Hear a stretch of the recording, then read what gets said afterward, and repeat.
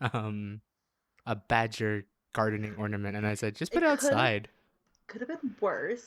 It could have been like a creepy gnome or troll or ugly creature, but it's a badger. Badgers are cute. Right. Badgers are cute. I mean, I don't know if my mom was willing to go for like the gnome sort of deal. Gnome. Gnome. Oh, really? Hey guys, Fatmate's here. I am joined with. Me, dragon. Hi.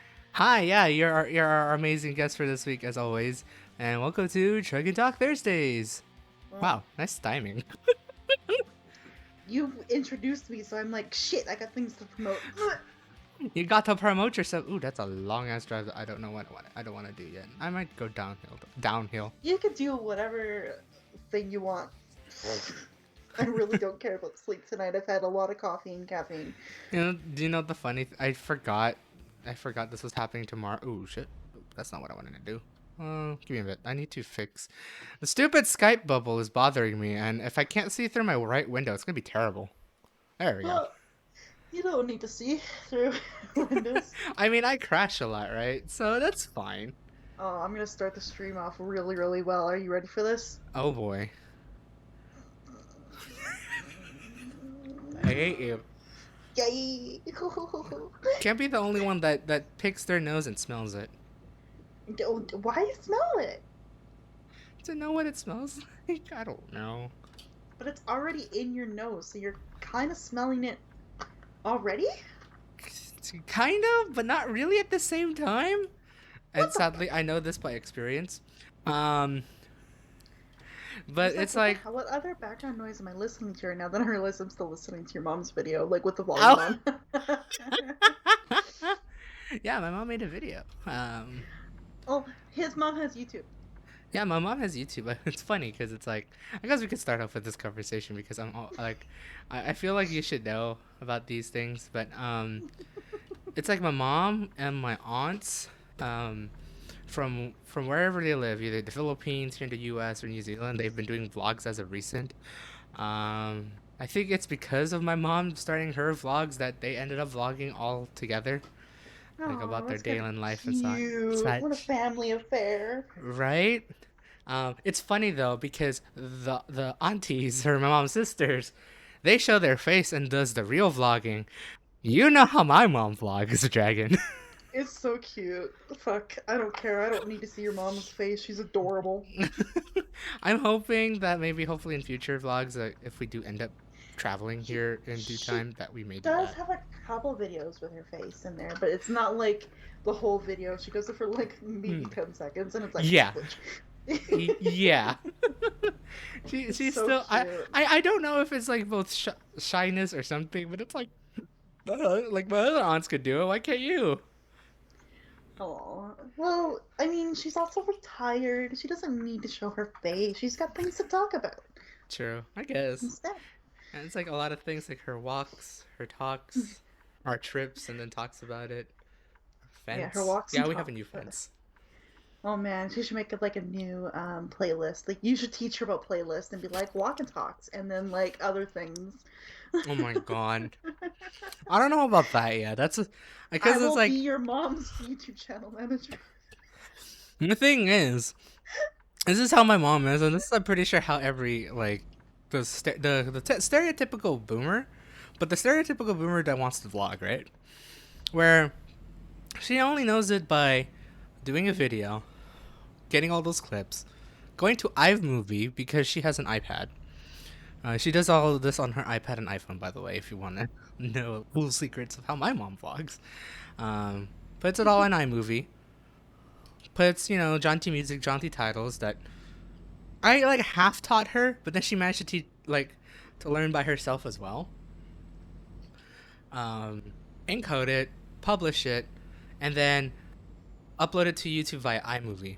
Well, as of recent, apparently there's like one slight change that Apple did where now my mom couldn't figure out how to upload videos. And the way I told her is like, just go to the YouTube app, press the plus button in the middle, and upload it that way. I was like, that's a lot of extra steps. It's like, I know, but they did something different and they changed it. And I can't do anything about it. It's great. It's great when it will like do tech support, but I think at this point, like if if this travel thing may happen in due time, actually, like in due time, actually, we'll talk about it later. Um, Maybe I'll convince her to like actually vlog more with the face. Maybe I'll do it too. I should because I actually You want to. should vlog more. I think like I know daily is intimidating, and also like Hmm. if you don't talk or do a lot in the day, it's like what do I It do? becomes like a But 2 minute vlog. but um you should do like maybe a monthly thing where it's like, hey guys, what's up? I This has should. been going on this past month. Things have been crazy. I've got vaccinated. That's a big thing. That is a Sorry. big thing. Ooh, yeah, that's true. Maybe I should like. Now that I think about it, that's like a really good idea. It's like probably yeah. I should like, especially again. I guess I could talk about it now. Then I'll go through my week because I guess this does pertain to my week. Um, my parents and I are slowly figuring out our itinerary for our trip across America. Not really across America per se, but um, road trip across half of America, really. um, where this will happen about 2 weeks after I get my vaccination. Actually, going to be starting right on my mom's birthday. Surprisingly, is Oh, what I've heard. Um, where we'll be going through Nevada. Actually, the first stop we're actually going to be is close by here in Tahoe. Um, for the main reason that a casino gave us free nights, and so we want to take upon the we want to redeem that shit hmm. just so we have like an excuse to go to Tahoe. And actually, it would be nice because I think like one of their properties is like right by the lake, so it'd be cool to just like really, like walk up, see the Oh, that would lake. be a beautiful vlog. Oh yeah. So it's like there's like we have that one, and then from there, I have no idea how long we're gonna be staying at Tahoe. What I'm hearing is like 2 nights maybe because they were complimentary. But then we're gonna go to. Oddly enough, I could show you a map for like half of the trip on American Truck Simulator. It's hilarious. um, all right, so I guess this is really cool. I could do this.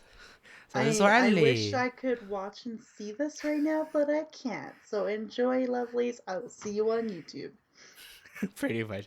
So this is where I live. So we're in the Sacramento Stockton area. And we go to Lake Tahoe, which is like just a little bit south of here, where 80 is, right by Carson City. It's actually be on the way, and then depending how we're gonna do it, I don't know if we're gonna go up 80 or through the boonies of like US 50, which is like truly desert 2 lane highways. Which I think I remember seeing like random YouTube videos of people just driving down the supposedly the loneliest highway in America, is what I heard. I probably should sell that on with my parents, but I don't know if they're willing to do it per se. Going either that way or up 80 all the way to Salt Lake. Probably gonna stay a night. I know there's an Olympic Village there, and I know for like the past few road trips we've been through like a couple of Olympic villages, so we may do that, or something. My mom is thinking of something, but I don't know what.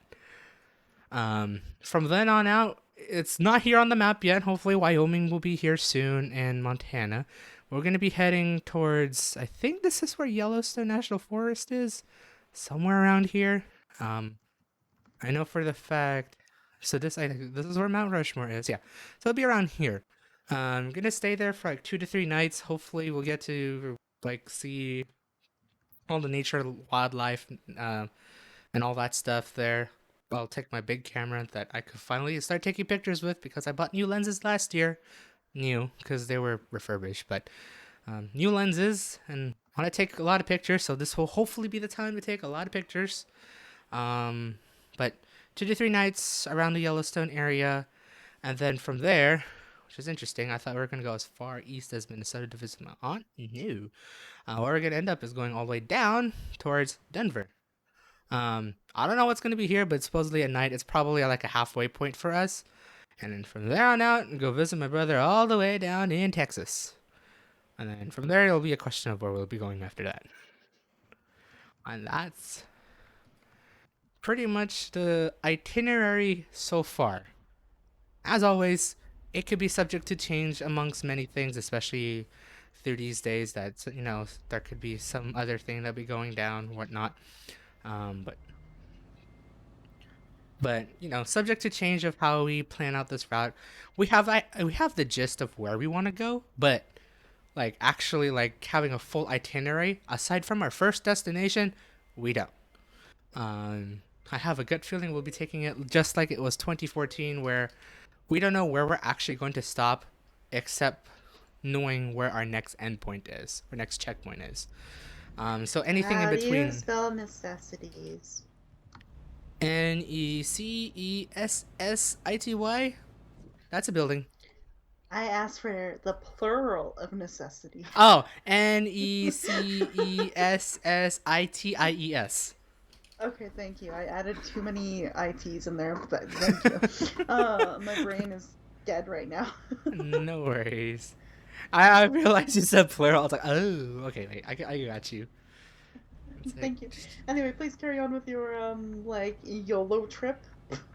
it kind of is because 2014.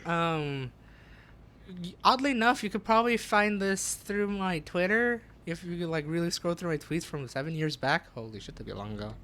But it's a semi YOLO trip where we know the end destinations for a couple of these, but we don't know where we're gonna specifically stay at because we don't know if we'll make it further than that or behind that for unforeseen because of unforeseen circumstances.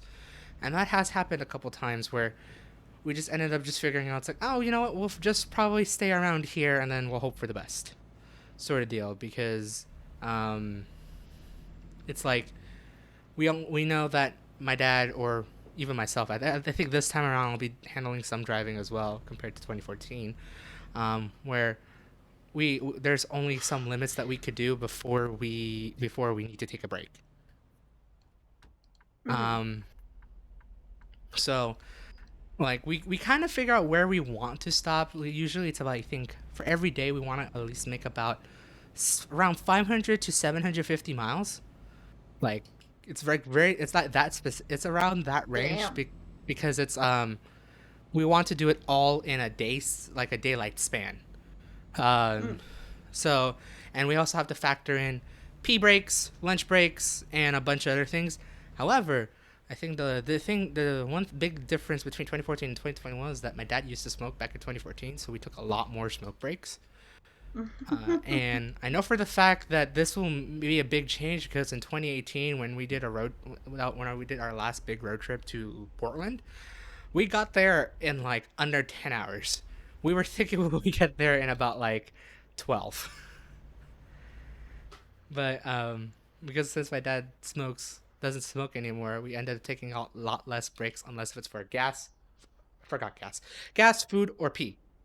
So it was like less frequent breaks, but usually that's where we span just so we could do it in the daylight's time and then figure out about like maybe 3-4 hours before the final destination of the night to figure out where we're gonna stay. Call them up, see if they have rooms available, and then try to make a reservation as soon as we can, and then attempt to make it all the way over there. Nice. And that's how YOLO that kind of trip is, and I feel like it's gonna be roughly the same thing this time around. Sorry, your Twitch Um, is yelling at me. Your chat's yelling at me. Be like, you should redeem these points for stretch. You should redeem these points for hydrate. it's like you just earned these points. And I'm like, thanks, bro. I'm good. I'm waiting for 10,000 again. Thank you. So this Del Monte pineapple juice is very, very sweet. Oh my god, it's very tart. Oh my Whew. god, it is. That's why at work I prefer to get like different brands. Del Monte is like, what? It is. It's crazy, but it's like so good though. So I think the first time I just like I opened it because I was like, "Ooh, this looks really good." And oddly enough, my mom got it too because she knows it's product from the Philippines, so we had to. But then Mm, I was like immediately pulled back by the tartness of the pineapple juice. Oh, mm, yeah, that's a perfect image. Sorry, I'm. Well, this lovely derp is explaining his traveling and pineapple juice, or yes, pineapple juice, pineapple juice. yeah, pineapple juice. Um, I am preparing D&D stuff for my class I'm teaching on Sunday. Ooh, So that's hype. why I'm not quite engaging, but he's also rambling quite quickly, so I'm just letting him ramble quickly. And there's like a couple other things I can ramble about actually.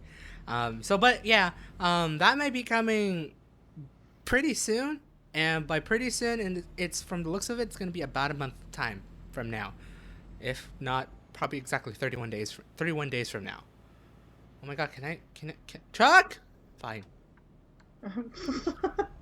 I need to move to the right lane, please. Okay, truck, you're pissing me off. Come on. Oh, excuse me, There my we goodness. go. Ooh, that was really I'm close. having my first like soda in months just because my Ooh. throat's been a little scratchily Uh huh. because allergies are a bitch.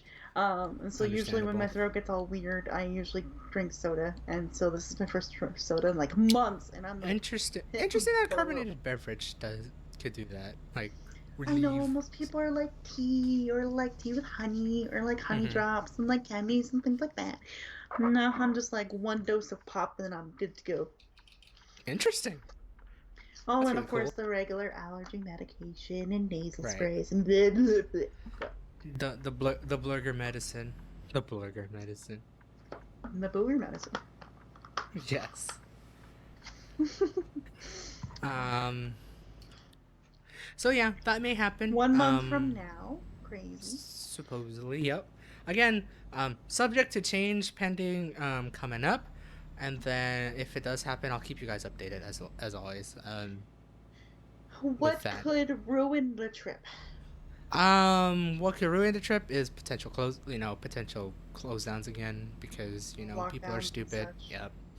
But also if there's if I do end up getting a job offer or a or like mostly a job offer between now and then, if I do get a job and it's a job that I'm willing to take, I will take it compared to taking a road trip. Um, as much as I Fair. would like to do a road trip, it'll be nice to get back onto my expertise and make some money at the same time. Um, it would suck to stall. So, um, that's like mainly those two things: the lockdown and a job offer. Any other things, unless like or like anything that may hold detriment between myself and my family or this house, which I'm hoping not. Knock on wood. Um, but mainly the lockdown, another lockdown and job offer would Yeah. basically postpone this sort of trip. Nice. I should really just mute myself while you're talking at this point. That can of pop really got you. Is it a bottle of pop? It is a bottle of Coca-Cola. I haven't had Ooh, Coca-Cola in like years, so this is kind of damn. like you're enjoying all the insides coming out like hello. Like that. Yeah. It's like Also, what I would can mimic you I too, but really easily. I need to Google something, but I'm not sure how to describe it or like reduce the description of this person. Because I need a character that's like a shop owner, but he looks super strong and buff because he used to be an adventurer and now makes weapons. Weaponsmith. There we go. There you go. Weaponsmith. D and D. Let's go. Um, I guess other things That looks is like Santa Claus. oh no, Sorry. Santa Claus I'm the gonna. weaponsmith. Oh boy, no thank you. Oh. That's something, all right. That's a sight to behold. There's someone with a doggy, an armored doggy. Okay, Ooh. I'm distracted. I will please carry on with other things that have gone on this week. Oh yeah. I guess another thing that's gone on this week. So aside from traveling, what was the thing I talked about before? My mom's channel. Oh yeah, I got a new fence finally. I don't like. I've kind of been talking it from time to time in this truck and talk. But finally, after God 2 months, almost 3 months, we finally got our fence fixed, and it's nice just to see not a downed fence. And also, remember, it took 2 day for them 2 days to remove and then build a new fence. So, like they legit had to build it from the ground up. They actually had to put proper like proper. Well, it is proper. Like proper posts, cemented all the way down to the ground because I guess when they were building this community, they didn't do that, so it was bound to fall at any time with just whatever amount of force or anything. The fence was bound to fall. So this time they reinforced it with concrete. They put it all up. It was a 2 day process. So actually, all of Monday, I had to keep my windows closed because the fence is the houses here are like built really close to each other, and like a lot. That's like true for like any sort of new housing within the past 20 years, where all the houses are like really close together. So every time I could see them walk by, I could see their silhouette go through the window. So I was like, I'm keeping my window closed, especially when I'm on my computer and doing all that stuff. I was like, last thing I need to see is what I'm doing in this room. Nothing naughty or anything, but privacy, man. Are you sure? Yes. Yes. Um, but yeah, we got a new fence, and oddly enough, for those who saw the link of my mom's vlog that was shared out by Dragon, yeah, I think that is the link to the fence vlog, right? I didn't Yes. click on it, so yeah, so if you guys want to see the fence being like built and all that stuff, through the eyes of my mom with her iPhone. Go click on it. Go give her a follow as well if you like her content and whatnot. I would say this: if you're Filipino, you may love it. If not, watch it anyways. See if you like it. Eh, she's precious. She is.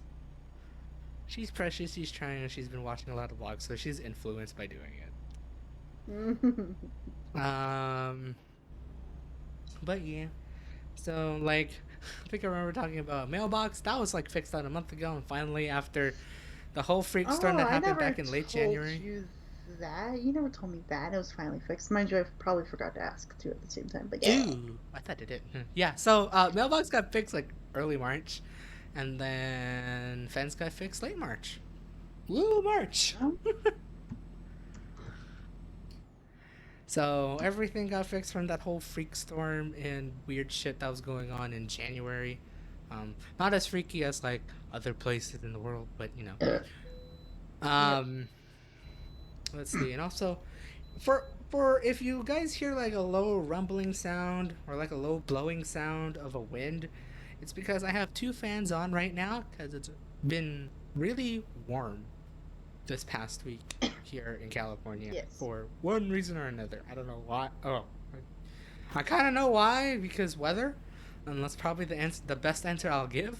Um, but it's just been like oddly warm. It's been in like the low to mid, even up to I think the high 80s. So that's like mid 20s Celsius, I think mid high 20s Celsius, if I've done the conversion correctly. That's pretty warm, especially for March, I'd say. Usually we don't get this weather till about May. I want to point out that it's a fucking April.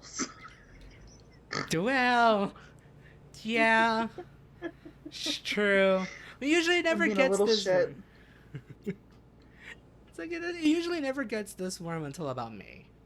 Usually in April, it's still kind of like balmy, cool, getting kind of warm in the 70s, but like 80s is like why?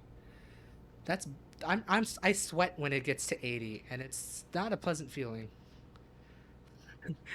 It doesn't also help that because of my hair got cut, I sweat a lot more often. And like, car, can I get in, please? Thank you.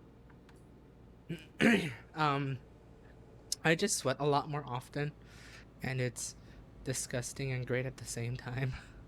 Not really. Um, so it's like I'm slowly suffering here, but it's okay. It should eventually cool back down to the 60s by like Monday, which will be nice. And then I'll probably will complain during the road trip if it does get warm in a couple places. Probably like when we get to like Texas and whatnot, where it'll actually get warm. Yep. Um, yeah, that's my little rant about weather, because it's weather. Fucking tell me about it. It goes from fucking winter and snow and grossness to like 60 today, like Canada. Anyway.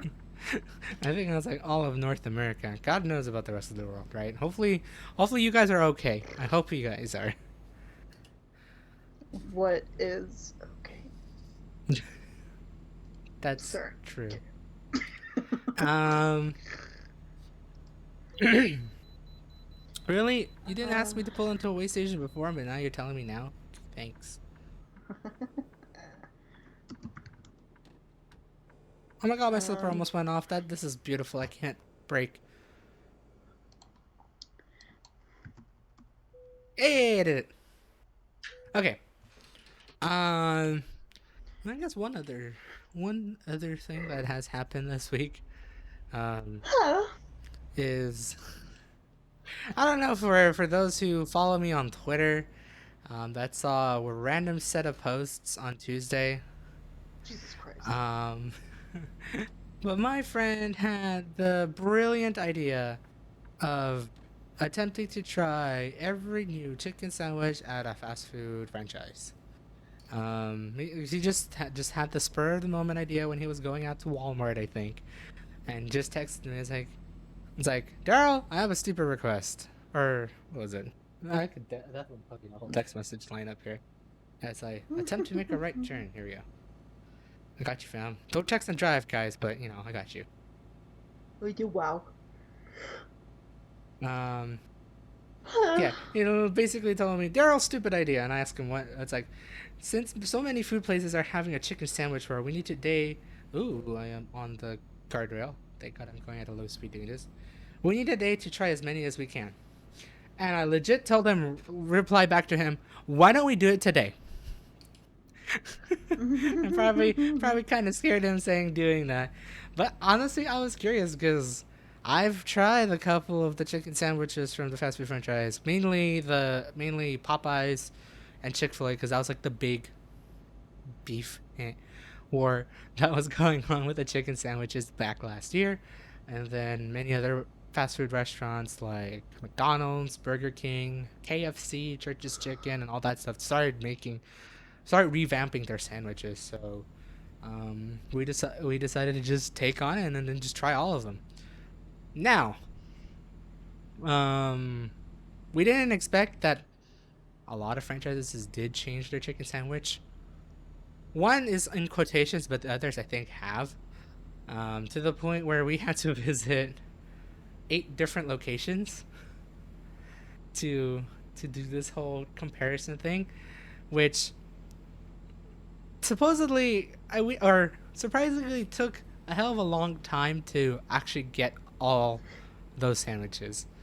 Um, my friend picked me up at 3, and we ended up picking up all the sandwiches by 5:30. It legit took 2.5 hours to pick up 8 different, technically 7 different sandwiches, because we kind of fucked up the first one, where I thought we were gonna do spicy sandwiches, a mixture of spicy and regular, but we ended up ordering regular for our second and third one, and so we immediately thought, oh shit, the first one I think should be regular. So with that, we ended up going to McDonald's twice for it. But um, the chicken sandwiches we ended up getting, feel free to go on Twitter and see our whole mess of a review of such with those chicken sandwiches. But in order from the first one we picked up to the last one we picked up was McDonald's, spicy, Wendy's, Chick-fil-A, Carl's Jr. For those who are in East Coast, it's Hardee's. Um, ooh, that's the guardrail. Carl's Jr., Popeyes, Burger King, Yes. KFC, McDonald's Take Two, asterisk. There's a reason. Um, and then Church's Chicken. Um, yeah, that legit. Even though they were like within about a 5 mile radius with where we all live, it still took about 2.5 hours to pick all of them up, because it's like you're waiting in you're we did this when people are starting to get out of work or school. Um, so drive-throughs were getting kind of busy in a couple places, and you just end up waiting for like an average about like 5 to 15 minutes per drive-through, and then going to these places. They're not truly close by, so it'd probably take another 5 to 10 minutes to get to one location. Um, we did have a few kerfuffles along the way. When we went to Burger King, we wanted to get some chicken nuggets as well because we were getting hungry, and we knew for the fact we were not going to eat for like another hour or two. So we ended up ordering 20 chicken nuggets, but then only got 10. Um, so I went in. Legit took about 10 minutes to finally get the general manager to notice that I've been waiting there patiently. Um, to just say that I was missing orders, and then she just gave it to me and go. I'm like, okay. Um, and then another thing was that the first time we went to McDonald's, we accidentally got a spicy chicken sandwich, which we after going through ordering the rest of them, there were regulars like, okay, we need to go to McDonald's again to order a regular new chicken sandwich. Um, we get to McDonald's again, order it, all that stuff. By the time we get to another friend's house where we're gonna have it, cut him up, and everything, I noticed that our regular chicken sandwich, which was wrapped in a regular chicken sandwich bag, foil bag, had the spicy mayo in it. So we legit had two spicy chicken sandwiches. We're supposed to have a regular one. So McDonald's, thanks guys. And also, why is there a spicy tax? Um, apparently, there is a price difference between a regular chicken sandwich and a spicy chicken sandwich. Legit, they're both the same sandwich, with the one difference is that one had regular mayo, the other one had spicy mayo.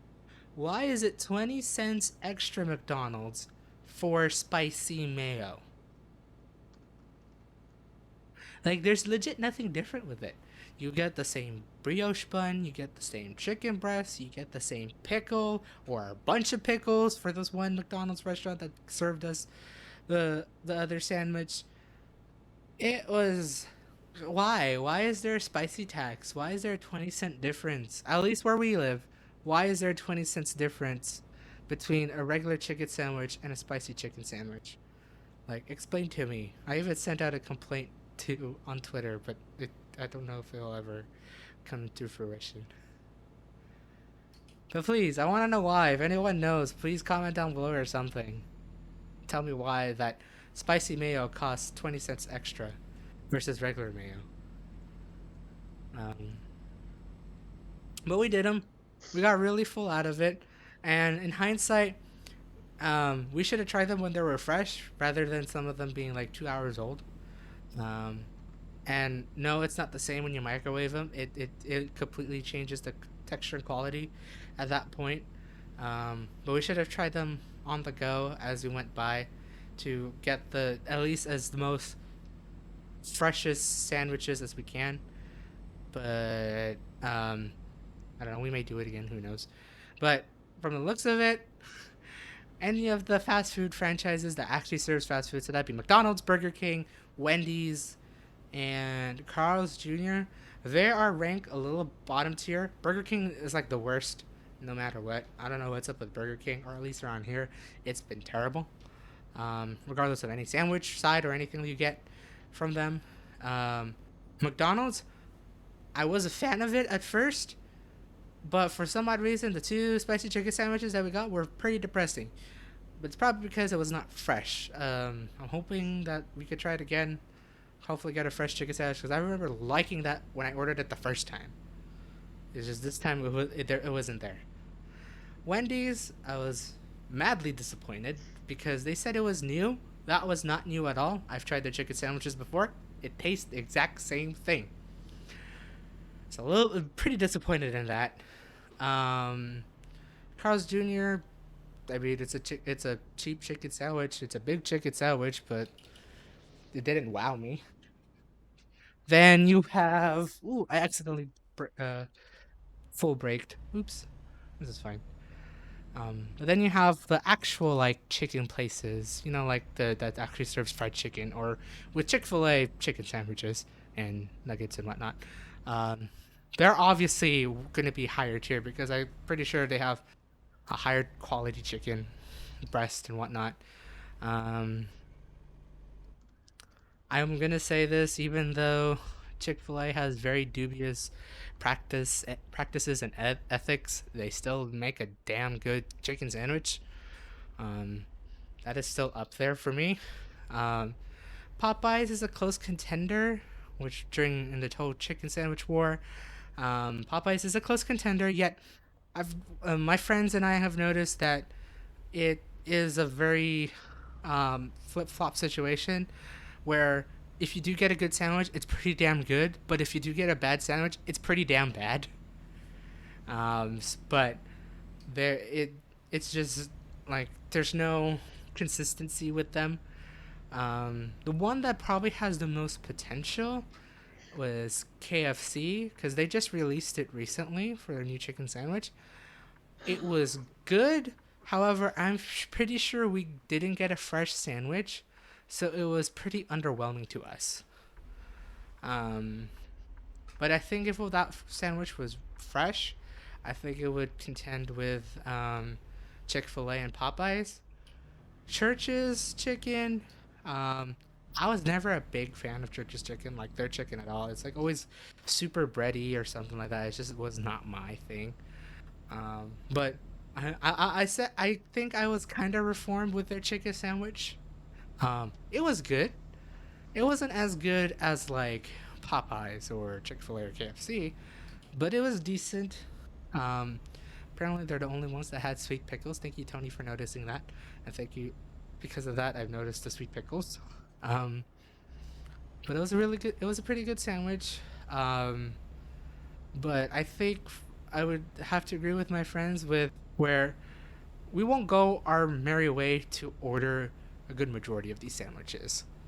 Um, they were good to have the first time, but it's not. There's nothing to write home about, or just having it like multiple times. It's just not worth it. Compared to ordering a chicken sandwich from like a chicken franchise like Popeyes, Chick Fil A, KFC, and all that stuff. Um, so yeah, we beautifully. I just crashed a car. I forgot this is a big ass load. Whoopsies. Mm. Um, but yeah, we had a whole chicken sandwich escapade, and apparently my friends are now sick of eating chicken for a couple of days because of it. I mean, makes sense. 7, 8 chicken sandwiches eaten in the span of like half an hour. That was a lot of sandwich too. Um, but if you want to follow, like, I suggest going through my Twitter posts. It's Why pretty don't you just make a pretty video recently. about it? I wish I did, but I feel like I should like really like redo it again. I was thinking about it, but it was like this was like halfway through the drive-through, through doing all the drive-throughs. That I was like, oh man, I should have made a video about this. Um, who knows? My friends and I maybe we'll do it next time, again. Mm-hmm. But doing like probably like the like little like in a smaller scope of things to really try because apparently there's two places that we haven't tried that I know that we collectively know as the fact that it might be better than what we've had, or at least will be a good match against Chick Fil A like Popeyes. Jollibee apparently made a new chicken sandwich, but we don't have a Jollibee's here in Stockton anymore. Sad days. Um, and that requires driving 45 minutes up north to Sacramento to order a chicken sandwich. Well, that's not worth it in hindsight, but who knows? Maybe in the near future, we'll see. I know my friends and I wants to go to Sacramento for this one um, Japanese soft serve franchise, Oh. which serves matcha green tea soft serve as well as a different sort of teas Mm. soft serves, and um, they have one in San Francisco and they built one in Sacramento, and we've been missing it ever since. So who knows? In the near future, we may do that. We go there to have some, and maybe a chicken sandwich as well. Mhm. Um, and what I've heard from my friend who went to SoCal, they stated that Cane's makes bomb ass chicken sandwiches. So if for one reason or another my friends are willing to go to SoCal sometime this year, probably not, but there would have to be a reason to go down to SoCal. But like anytime soon to do that, to do a true chicken sandwich comparison challenge with like I guess Popeyes, Chick-fil-A, Jollibees, and Canes, um, you know, hopefully I'll record it because that would be worthwhile to figure out. But apparently, yeah, Canes is like the top amongst chicken franchises to have the best chicken sandwich, and I'm curious about that. And also, I did also suggest maybe one day we should do a chicken sandwich comparison, but at wing places. So like Wingstop, Buffalo Wild Wings. I wish there was a Hooters here, but there isn't. And then I guess we have like our Well, now one you gotta come up here for that quest, because for we've got Hooters, Hooters and wing places everywhere, man. right? I'd be curious if they could serve up good chicken sandwiches, and I think they should because we have this one regional chicken wings spot called Fire Wings, and they've been like Hmm. popping up. Oddly enough, around Northern California, they actually did start here in Sacramento. They're slowly expanding out nationally here in the states. Hopefully, maybe in the within worldwide soon. But they serve really good wing flavor, like wing sauces and flavors. Oh my god, it definitely beats out Wingstop and Buffalo Wild Wings by a mile. Um, and their garlic noodles, oh, their garlic noodles are amazing. And but their chicken sandwich is also pretty damn good. Expensive, I'm but so good. glad I had supper before this. Thank you, thank God, because I would have been sad actually doing this hungry. I almost thought of having a light dinner. Thank God I didn't. Otherwise, I would have definitely got hungry.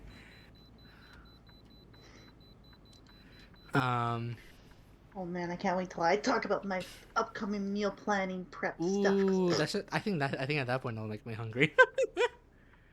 Oh yeah. um, but yeah, so we out of the spur of the moment this week we decided to do chicken sandwich comparisons, and we have our verdicts and whatnot.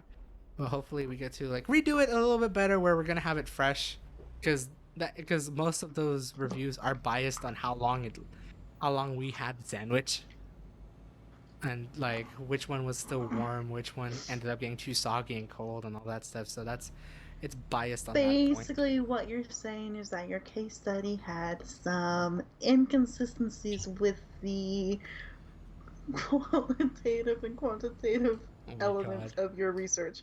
Pretty I'm sorry, much. I've been editing a lot of case studies. I'm sorry, guys. Just carry on. uh, Yeah, no, there's a lot of inconsistencies with their thing, especially just at a spur of the moment sort of idea that, we thought it was smart to do it like that. Nah, it's not.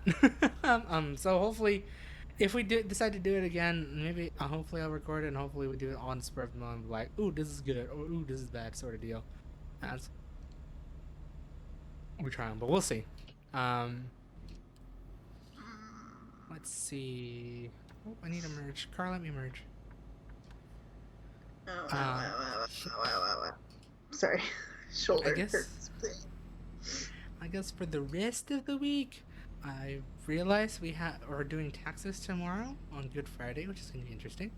And also, I had to set an alarm for 5:30 because her tax appointment was 7 o'clock in the morning. Thanks, parents, for telling me that. Now, Oh, I don't know, but Dungeon Scrawl. Sorry, carry on. I just been looking for this website for like 10 minutes now, and I ages. finally Oh, found it, so now I'm gonna bookmark it. There. nailed it. Okay, alrighty. Please carry on with your lovely taxes tomorrow night. Yeah, so we're gonna have new taxes tomorrow morning. Hopefully, we're all hoping we all get refunds rather than paying taxes. I mean, but who doesn't, right? Request for something like that. Um, but yeah, we're finally gonna be doing our taxes. It's gonna be interesting because of a lot of things that went down, like the stimulus, the United States stimulus, unemployment. I did collect unemployment for like a couple weeks in the end of 2020. Apparently, there's some rule changes with that, so hopefully get to know more. And then we finally gathered all our tax documents for like the past 2 months. It's just that because everyone we kind of left it off till booking an appointment early March, and then not noticing we have to wait for a month for that. So, but tax deadline got extended here in the States to May, so I guess we're kind of okay. Lucky. Fuck. I thought it was not gonna get extended, and then when I guess the stimmy bill came out, and it's like we're extending it. It's like, oh, okay, thank the Lord.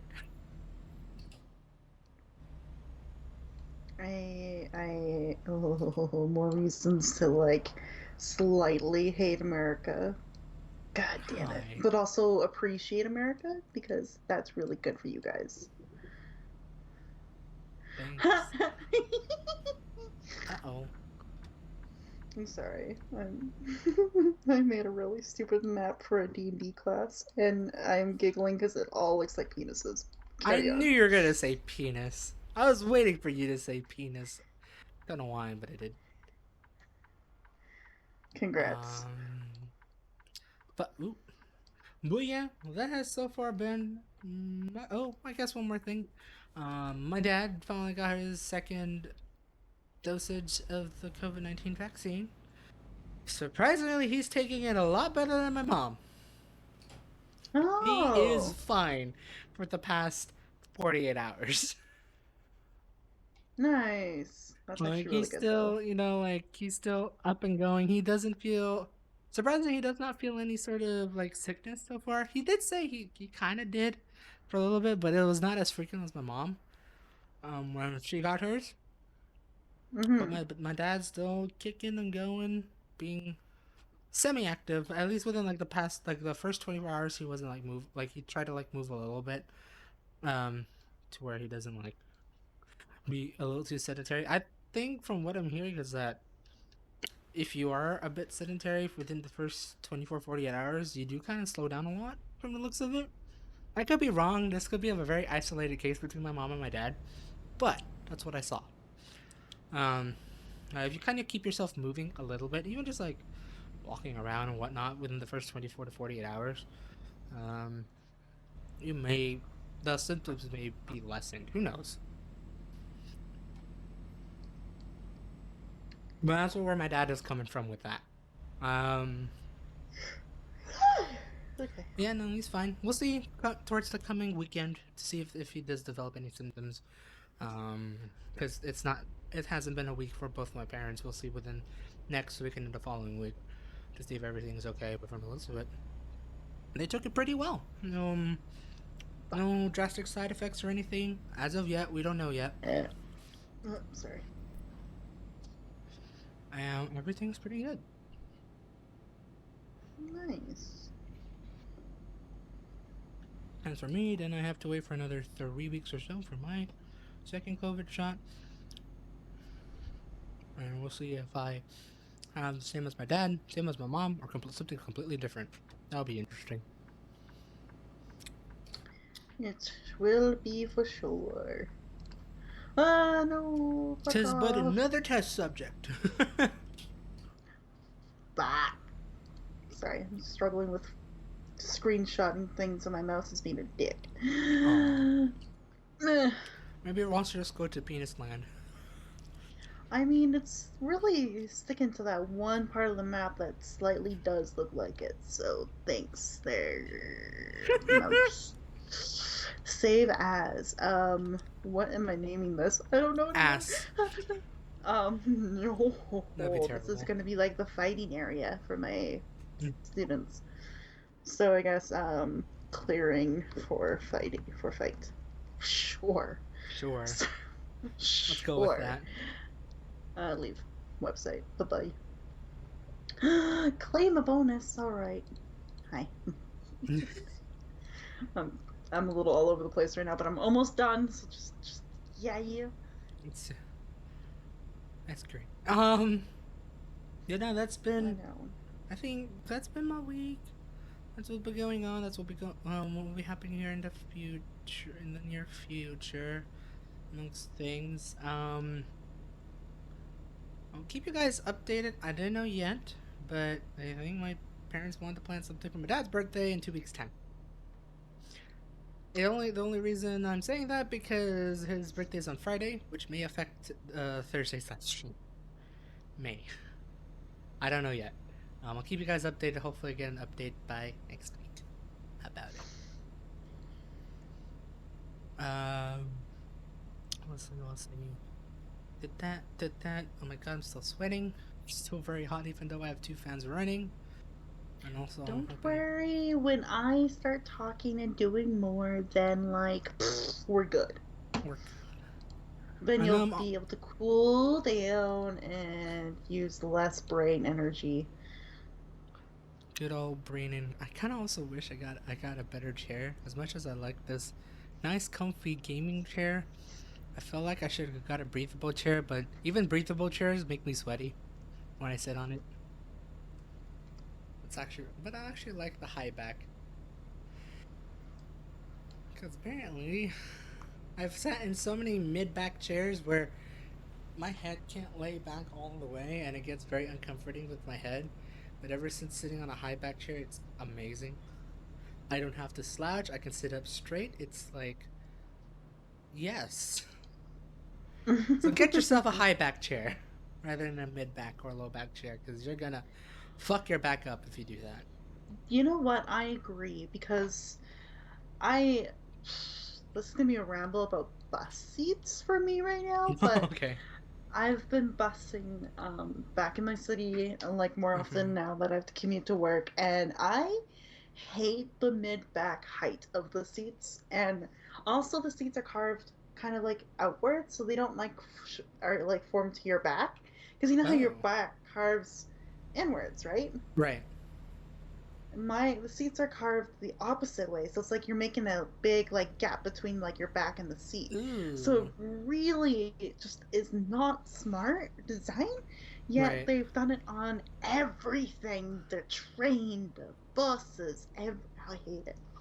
Either keep it super straight or carve it like you would in a seat, like a Right. So normal like there's like a chair. little like a there's like a little hump for your back for back support. You should match the shape of the average person's back, not whatever the fuck they did. Not like where you like I know like those bucket seats. I mean, Hmm. the bucket seats are comfortable for a good 5 minutes, 5 to 10 minutes. I feel like it gets very irritating to sit on. Yeah. Oh, hello. Sorry, I dropped my bottle, almost. But well, and for me, like I have lower back issues in general. So Mm-hmm. whenever we hit like a bump or something like that, to not have anything supporting my lower back like that, Ooh. just causes some little like sharp little like outs. Right. You really feel it So and all that stuff. I hate it. That's why I like my cozy chair because this chair doesn't have it's kind of carved interestingly. It's very straight at the top going down to your shoulders, Mm-hmm. but then it follows the shape of your back all the way down to your lower back, so it kind of carves that way. Yeah. So that's how it supports your back and shoulders. So it works perfectly for me. It's just my city's dumb and doesn't know how to design comfortable anything. It's interesting you mentioned that because I'm trying to remember. Um, I think San Francisco Muni kind of did it right with their new set of buses, because they at first with like some of their old sets and their mid new sets, they have the bucket seat, the low back bucket seats, and Blech, it's such a hit or miss, whether it's good or bad. Eh.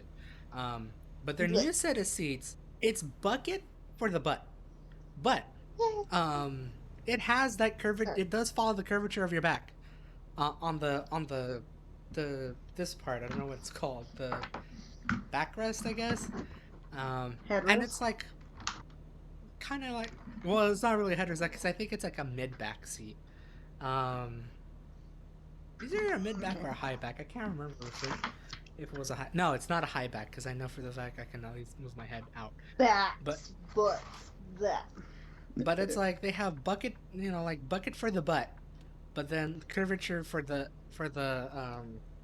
that part of what I just touched. And it's like I think it was like the perfect medium. So whenever you're on a on a bus ride, it actually feels comfortable.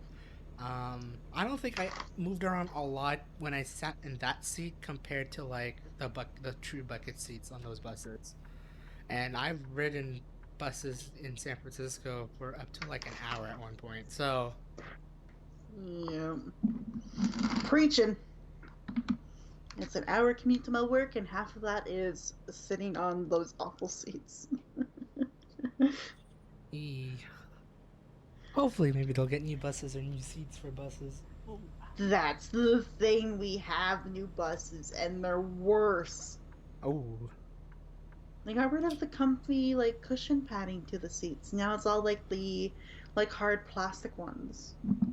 ew. I don't know why. I like the cozy cushion. You like the cozy cushion? Yeah, because even if the seat was stupidly carved, you could still at least have some kind of cushion Mm-hmm. for your butt. Anyway, For the booty. for that boot. For das boot. I'm impressed with you. You've been able to like steer the show for a good hour while I completed I'm that surprised, yeah. Granted, I course. did have a lot to talk about, so. I mean, you didn't really have to go into a lot of details about some things, but I mean, I let you take it because I was nowhere near ready to start anything. So, I well figured done as much. with the chicken Yeah, ramble. room. God, that chicken ramble, I know. That one took a while. I didn't expect it to take a while, actually. But man, that, like. I got some beef, even though it's chicken. You had a lot to squawk about. Yep, pretty much. Punishing everyone. What are you fucking doing in the stream? I know. I didn't expect the truck to um, really slow down. There we go. Getting back in the he road. turned with you? Oh dear lord. Thank God the siding had enough clearance for me to drive on and slow down so I can merge behind him. Because I'm not going to be the asshole to merge in front of him. Oh, Mm. okay. Thanks, PlayStation. Do I need fuel? Oh, I'm going to need fuel soon. Oh, I'm going to be behind this truck again. Cute. Oh, Animal Crossing is such a cute game. It Anyway, is. I needed to take a brain break, so this is me going like Animal Crossing. Animal Crossing. I have presents from people. Why? Okay. Wendy! Say something. Mango. I have earned interest in my bank account with Nuke? Hell yes. Making that money. Making that money, money, money. I don't know what's going with that. Oh, Yeah. something's falling. But do you have anything else to share with your week? Upcoming plans, excitements, anything in general like that? Um, Any upcoming ideas or plans for the channel, for streams? that I is a just good got question. scared from a hermit crab in Animal Crossing, so my life is Nice. really just lame right now. Nice. Honestly, good question. I haven't like really um thought much about that aside from maybe vlogging. I need to take my hand on at vlogging again because knowing me, I go from one thing to another thing to another thing to another thing on YouTube. Follow me on YouTube if you haven't already. Um, I have links. you Oh, have links. yeah. Yeah. Okay. Um, but I should vlog again, especially if I do a long if the long road trip does happen. I should probably get ready. I think it'd be just nice for you to do like an update from like your last vlog to like now because I know you keep saying Uh huh. like you don't got a lot going on, but at the Mm-hmm. same time, from your last vlog till now, if you look back, there is things that have happened. Right, that's true. And technically, it's like in some ways this can be treated as vlog, but it shouldn't. Like, yeah, sure, I talk about my week, talk about other things, but that's I feel like I don't know, slight podcasty sort of. I don't know what kind of sort of deal this is. I mean, it is technically just a live stream, so Um, but yeah, no, because I think the But like, last actual vlog, what is it? Last year, I think. but also like, what was I gonna say? There's a huge difference between like updating us weekly on your stuff, besides going back and over doing an overview of the last little while, if you know what I Mm-hmm. mean. That's true. Where It'll like be an interesting slash new perspective of like, huh, a lot is I have actually done a lot more surprisingly than I expected. right. No, and that makes sense. Like having given like looking at it like in a bigger picture sort of deal compared to like a weekly thing like this. Yeah. A speed up or just card things doing something else. I know that makes sense. I need to like I should probably like look into like the whatever I did my past vlog because I think the ones I did I remember doing like a couple during mid 2020s because just I was just doing it for fun talking about it. I don't know how much I've uploaded in terms of that, but no, that makes No. sense. Sorry, I'm yelling at my Animal Crossing game. Please carry on. But no, I should probably do that, and especially just try to get back into like a vlogging sense of thing again. So I know Even if I've it's been like like, just once a month or once every couple months, whatever, it'll be still kind of a mm-hmm, cool thing to do. I see, and I'm in a position where I don't want to show my face anymore really publicly on YouTube or anything related to that channel, mm-hmm. just because I am a teacher. I can actually say Oh that yeah, that's now true, with the huh? various roles that I have, and I don't Yeah, want students to look me up, find me, and be like, "Ha ha ha, you're a YouTuber," and then go through all that crap that I've been through already. So right. I'm in a position where like vlogs are not really in the picture for me in that sense. Mm-hmm.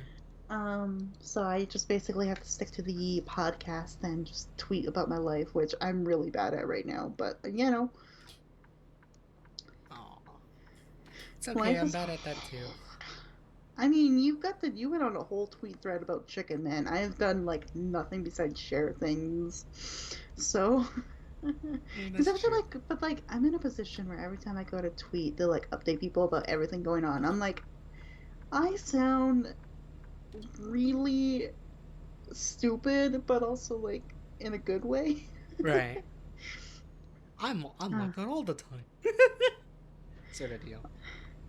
At least yeah, for well, me. more like, because like I was making a tweet the other day about like, wow, guys, I didn't realize how busy my life has gotten now that I've got this job and I'm doing this and this and this. Mm-hmm. And I was gonna just like really do like a big thread and a big update about that. But then I was also like, no one gives two shits. And plus, if I do something like that, it'll become a comparison, and people be like, oh, at least you can do that, or at least you can have that, and at least it's not like this. And I really just am not here for that. Uh, Right. so I've just like shut myself down completely over and over again. Oh. No! You stupid bug. Anyway, I'm having a good time on my Animal Crossing, as you guys can tell. Fun, fun I, time. I can't. Okay. I forget how to use my net. It's a good time. I forgot that I have a chicken on my farm, on my island. A pear umbrella. That sounds adorable. But yeah, so for me, like, I want to live vicariously through you, Daryl. I mean, like pretty much, it's like I guess like for those who wants to get an update of Jake Dragon, this is really the only other place if you think about it, and tweets and some This podcast episodes. mainly this though. Right. Is that a bug or is that a light? It is not. It's neither. It's a box. It's like where Cool. you It's get the true my tr- dragon. I'd say your true my side. my true thoughts and like my true self, my true everything. Right. You get me in these streams, which is nice. I don't get to be me very often, so yeah. I mean, though to be granted, like there's I would say, and this isn't in a good fashion, right? You don't like. I think you rarely put up a facade. And some, ooh, I took that turn way too easily. Right. Like, if anything, my podcast is still truly me because it Mm-hmm. is my personal thoughts, experiences, influences, everything that it's part of my life. Right. And then online, when it comes to online, I just don't really feel like actually sharing a lot. Just because of like the nature and culture of like things going on in the world right now and how people react Right. to different things. Plus, I'm also struggling with the idea of like people just constantly ignoring me. So I don't want to feel like if I tweet something and then I'm paying attention to the uh, like the analytics and the interaction with it, because if I get Mm-hmm. none, then I get upset. So it's better to do none of it. Not the territory up here in Canada, but it's better to do none of I the get it. tweets or tweeting, um, because that way I don't have to put myself through any unwanted feelings of loneliness and neglect. Right. Oh. Which really, guys, Dang. I realized this that sounds extremely sad on this stream today, but I'm also happier for it. Because it's like at least you're kind of not obligated to share it per se. Everything could stay personal if needed, unless if you want to share it, right? Yeah. That makes sense. That makes sense. I know they're like I've realized like even for myself, there's like times like ooh like maybe I should share it, but it's like I don't know what kind of context this is gonna be, nor I don't know like the outcome to expect, and if I know for the fact that like even if like I can expect a negative outcome, I don't post it anyway. I don't post it at all. Unless Fair. if I really want to do like a fuck it sort of deal, but that's very rare. That is so fucking cute. I'm sorry. Animal Crossing. I'm learning all about all the event stuff for Easter, and I'm like, now I want to go do all the things and really get into this game again. Nice. Oh, boys. But yeah, no, it's just like being on social media in general, it can be just a really bad mental game. And there's actually been a few articles that have been posted lately about um, social media and the influences on like younger people, like young adults and teenagers, because Right. especially in a pandemic, because there's been almost more like influence and more posting and more presence online than ever before because Right. we're all at home and bored out of our minds. And you Um, just want to post something stupid sometimes. Not really stupid, I guess, but something like that's just really in your mind that you're like, oh, this is worth the share. Not knowing that there could be some other consequences or benefits, one or the other, right? yeah, because like, I mean, I think this is pretty obvious for most of us. Sleeping bag. Sorry, getting distracted by A items sleeping in bag. No Animal kidding. Crossing. Um, but like, where was I going with this? My brain. But like, I think anyone. Oh, I know now. I think most of us can agree with me in this statement that um, when you're scrolling through social media, it doesn't take very long for you to start feeling like crap about yourself based on what is being shared and posted. Right. Or like if you have a different view from everything going on and you've seen everyone else has a very different view and the same view but not the same view as yours, you're just sort of like, well, am I the shit or are they the shit? Right. Because it's like either you be the asshole or be afraid, or sort of deal. And unfortunately, it's like those two things. Because thanks, internet, for saying that opinion doesn't matter here. Everything's a fact. Ha ha ha ha ha. Mm-hmm. Yeah, although I will say, the Twitter app has done, I don't know if you've got this update or not, but every once in a while, if you've got an article that's been tweeted about and you're about to go share it, a little Mm-hmm. message will pop up saying, like, have you actually read the information in this article and do you find it to be Oh. reliable? And I'm like, whoa, when did this happen? And it's very cool, actually. So Oh, I interesting. will give Twitter some, kudos for that because I think it's really Mm-hmm. important to be like, wait a minute, am I just sharing this because of the like punchline or because of the headline and it's really Fun. interesting and Right. catchy and I'm trying to stir up a response? Or am I sharing this because I've read it and it's worth reading? Right. Mm. Taking that step up to actually, mitigate controversial opinions and false facts, really. Yeah, so like it's really, really cool. And even like I think it does it too whenever I send you a link, Daryl, because Mm-hmm. I've sent you some links about anime stuff lately because we are anime people. Right. Um, I've watched your anime and podcast or anime episode, by the way. Yeah. Words. I'm gonna, dude, we haven't even got to me yet. Like, I know. But hold just a on. heads up. Thank you. But I hope I structured that anime episode well because I was like struggling with that for quite a bit while I was preparing.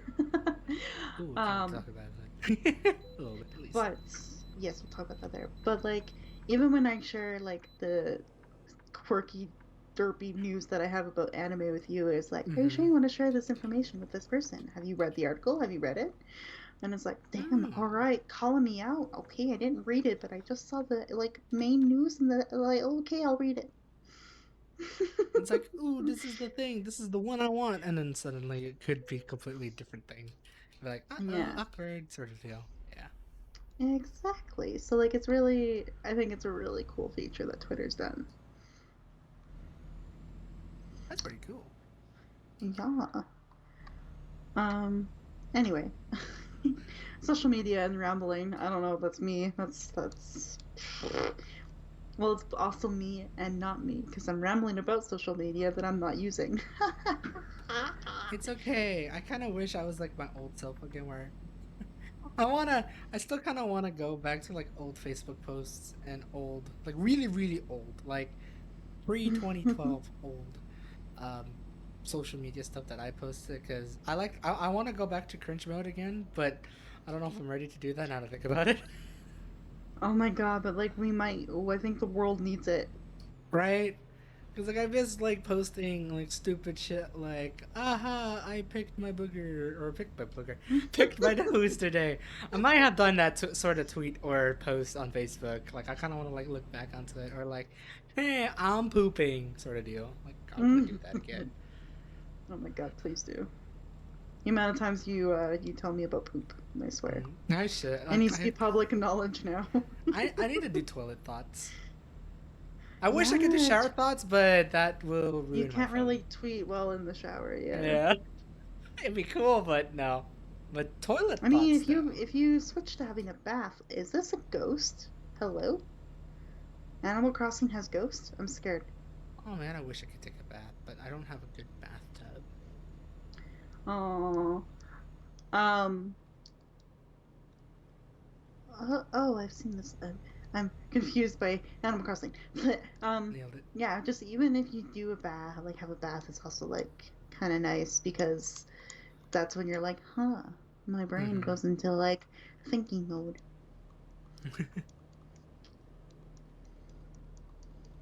But yeah, anyways, but like you should do like, or even when it's like first morning thoughts or whatever, because sometimes when you wake up in the morning, you're just like, you have the weirdest things in your brain, probably because of like dreams you've had or just whatever's on your mind when you first Oh wake my up can be god. really entertaining.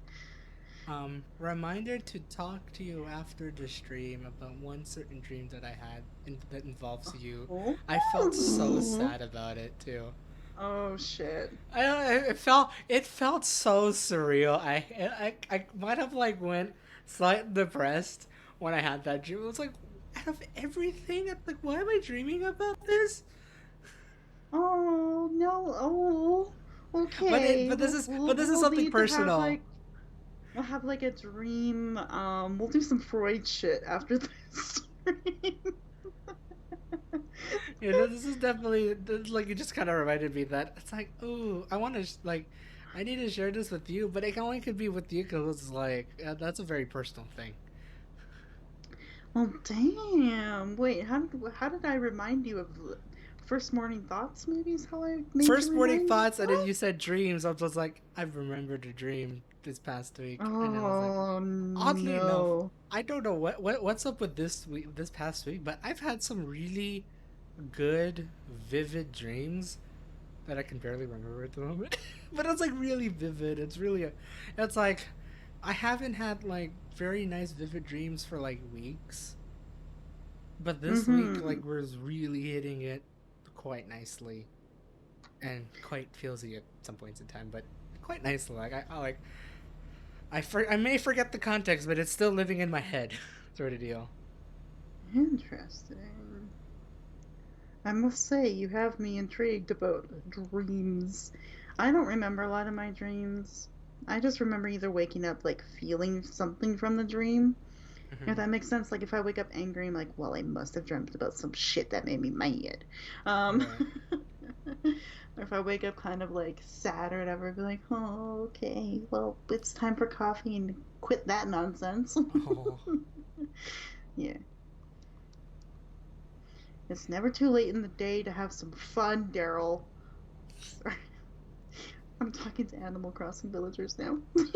And Wolfgang nice. was like, hey, Dragon, it's nice to see you. Remember, it's never too late to have some fun. And I'm like, okay. Fun, fun, fun in the sunset zone. Oh, wait, it's night. Hello. It's right now. Oh. Shut up, game. Let me catch this thing. Let me catch the wisp. The willow wisp. I need the willow wisp. Yeah, okay. Um, right, so dreams. Okay, let me write that down before I forget it, because that would be dumb. I did all of that yesterday. Click, check, check, check. Today I worked. Today is Truck and Talk Thursday, and dreams? Question mark. Dreams? Yeah, dreams. Cool. All right. I'm at 666. Oh my. 666 cans of spam. Thank you for having that many cans of spam. That's what I do.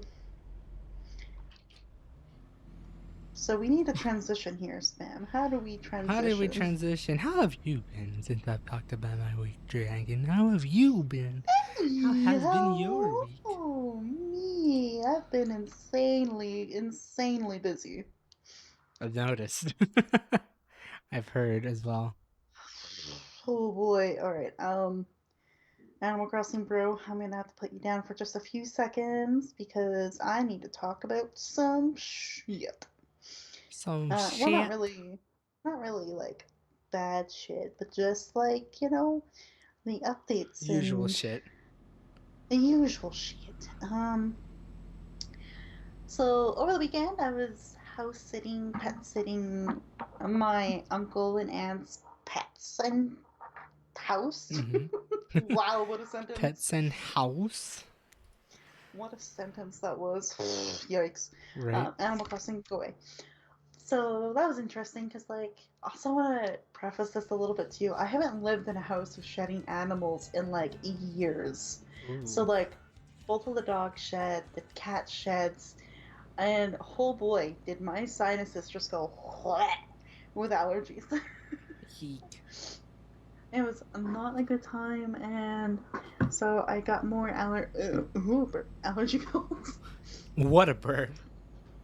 But I realized I got the ones that aren't 24-hour ones, so the ones that are Uh like huh. only every 4 to 6 hours. They're not fun because basically it's just enough time for your symptoms to basically go away, and then you get sleepy or drowsy a bit, and then like Oh, suddenly that's allergies fun. come back. Ooh. So that was been an interesting time. And then finally I worked one of the days recently, I think Tuesday I worked, and I picked up some like really good nasal decongestion inhalers, Mm-hmm. which basically are what my mom and I call them nose dildos, because you stick them right on up there. Like there really are nose dildos. This is like one of those like things that like. Oh man, do I have one? Oh, I do have one. Hold on. Oh, you do? Kind of. I don't know if it's like this or it's like something similar to it. Do I need to turn on my webcam for you? No, you're good. Just probably like Okay, look at good, my because stream. like my webcam is like off my laptop right now and kind of elsewhere. So Nice. but yeah. Anyway, so I did all that, and then over the weekend I was A little stressed because I've been thinking about my hours at work and what I can do to really generate more income because I had a really good teaching week Mm-hmm. the previous week. Lots of classes taught, a lot of students taught. It was really good. Got some more 5 out of 5 star feedback, feeling really good about all those classes.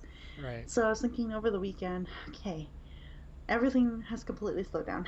I Oh. basically have only taught one student all week, compared to the like 10 or 11 I did the week before. Mm-hmm.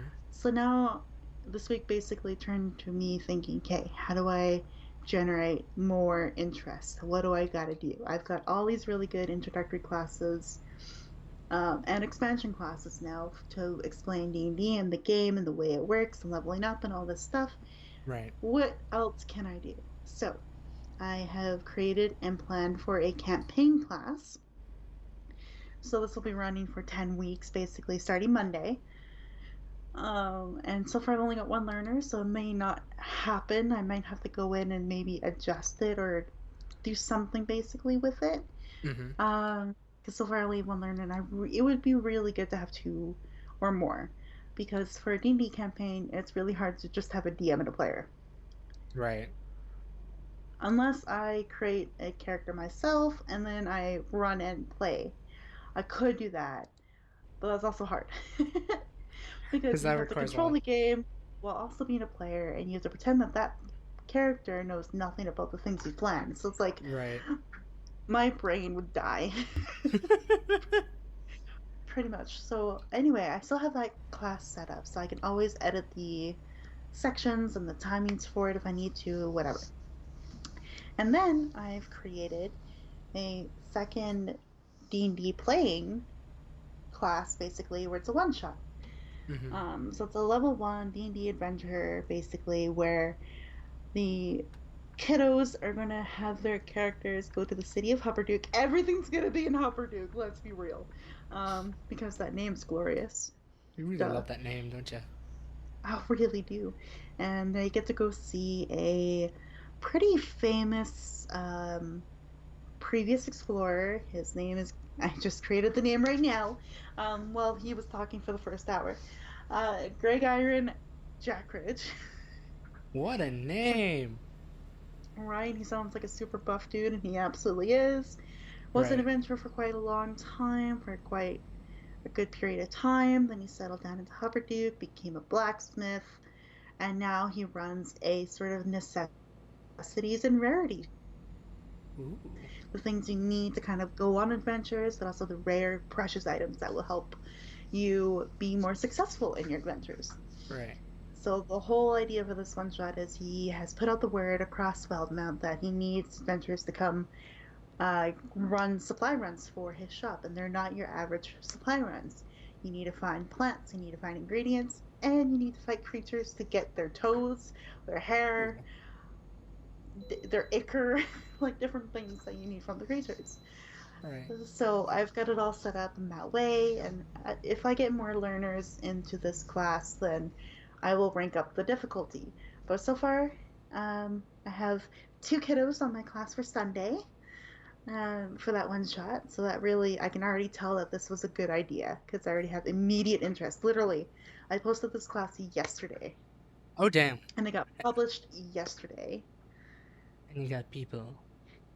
and I got kiddos already, and I got the bare minimum to run my one shot, two people. So feels really good to do that. I've also been able to get a parent to finally reply back to my message after some mishap with last Friday. Oh really? Last Friday's class, yeah. They thought it was a morning class, but they signed up for the evening class. So she asked Ooh. me for what I was available for this week, and then she finally got back to me saying, none of those dates worked for me this week, but what are your availability next week? And I was like, oh my goodness, I have so many sections open up for this week. And finally, she was able to get her kid in one of those sections, so Hey, it that's feels pretty really good. good to finally do that. Because he has an idea for a campaign, so that class will be less of me teaching him and more of me helping him structure and plan a campaign, which is really Oh, cool. okay. Cool. Yeah, so it's been pretty slow with that, but I've been able to really open up a lot of more sections for all these things. Try to, again, just get interest, get more teaching in there, generate some more income. Mm-hmm. Because my main job, the retail job, has really slashed my hours in the last few weeks. I've gone from Yeah. 20 to 28 to 24 to 20 to 16 hours a week. Ooh. Damn, that And when hurts. you've got, yeah, when you've got a pretty decent rent to make and you gotta attempt to pay for food and groceries and also take care of taxes and bus passes and commuting and my God, there's a lot Right. that, you know, ramps up your cost of living basically. So I was like, fuck, I can't really super rely on Outschool because again, it's based on interest and if students can sign up for your classes. That's Right. if there are people that are interested, they'll sign up. If there's no interest, no sign up. So again, the weeks are not consistent. Right. So I was like, shit, what else can I do? So then I went on to VIP Kid, which is also my technically third job. So here we go, guys. We're going through the jobs. Are you paying attention? Retail, Outschool, VIP Kid. And Dang. that's teaching ESL or English as a second language to kiddos in China. So I decided to open up a lot more early morning classes because I'm pretty much up very early in the morning and for the most part. Mm-hmm. So getting up a little earlier is not too bad. And I now have one of my old students from the UK is now back to being a regular student for me Ooh, congrats. because she's signed up for a class early Saturday morning, next Wednesday, the Wednesday after, and the Wednesday after that. Dang. Yeah, it was really, really good. And so I can't wait to do all of that with her. She's getting to really higher level, like English concepts and grammatical things. So Mm-hmm. it'll be really good to be able to be her main teacher with those, especially Right. because she is doing a unit on family and family systems. So it's really interesting. So there's that. So I'm getting some income now from Outschool. As you guys can hear, I've got some learners and classes booked for Outschool. I've got this student booked for my VIP kid thing, which is really nice. Mm-hmm. And now into the fourth job. Yes, yes, people, I have a fourth job. It's brand new. I applied on a whim, basically, I think Friday, because I talked to you, Spam, on the weekend, and I basically said, yeah, in like 36 hours, I've become this Yeah, you did. writing feedback specialist. Yeah, yeah, I don't think, yeah, I don't think you talked about it during this stream, right? No, because it was literally a thing that I did after. Ah. Because I remember after your stream last week feeling like, shit, how am I going to afford groceries? Um, Right. uh, and other things coming up that I'm trying to take care of because responsibilities and debt is a thing in my life. So I was like, okay, I'm gonna apply for random jobs. I applied for tutoring. I applied for an instructor job, like a course instructor that just sounded like, okay, you can teach any subject. That's what I thought it was. Mm-hmm. And then they got back to me and they said, great, we'd like to interview for the mental math program instructor. And I was like, Oh math? my. Oh no. I'm sorry, no. And so I had to reject that one. But then the second job that got back to me is a company called Studiosity. And this is a company based in Australia, and Ooh. they have partnered with various universities in Australia and the UK, Mm-hmm. where these universities can basically refer students to the program to receive feedback on various essays, case studies, business reports, really any sort of piece of writing. Interesting. Okay. Eh, yeah, it has to be based on an assignment. It can't be anything like any original work, so like poetry, short stories, nothing like Mm-hmm. that. It just has to be like a formal written piece of writing. Right, like an analysis or something like that. Yeah, and they can do book reviews and things like that too. I got to do a book review yesterday, which made me very happy. Ooh. Um, Yeah, so they've been looking for writing feedback specialists. So you have to be like a teacher, you have to be really well versed with the English language and grammar Mm-hmm. and things like that. And I am because, again, I teach ESL, I'm on Outschool, I read a lot of books, I love English, and English was my major in university. Boom, five factors that led for me to get this job. Right. And basically, how it works is you go through a lot of fucking onboarding and training. Holy crap. But it was very, what I'm realizing now is very important training and onboarding process because there's a lot Mm-hmm. that you need to do, but also a lot that you can't do. So, what do I mean by this? When we get a piece of writing to look over, we are not to edit and make changes directly on the paper. We are not allowed to proofread it and correct every single error. Instead, we are looking for a few errors in each category. So there are different categories: structure, choice of language, um, spelling and grammar, and referencing. So you can look for a couple of issues in each category, and you need to highlight three examples of those issues. Mm-hmm. And then you provide basically like a little teaching moment in your feedback. So you go, for example, what was one I looked at today? Because I did a paper before I called you, which is probably also why I'm a little like sleepy right now. But oh, an example is they misused they what was it? You know how you use commas when you have to when you interrupt a phrase to kind of explain something or put an emphasis on something? Right. So you like say for example like in this case study comma, which was done in 2008, comma, like that little introductory Right. interrupting phrase. So this student had a lot of issues with that in the paper. So I highlighted three examples of that throughout the paper from like the beginning, middle, and end. And basically in that feedback, I said, remember to use commas properly, you need to use them before and after the interruptive phrase. Right. And that's all you tell them. You don't tell them exactly where in the sentence to put it, between what words.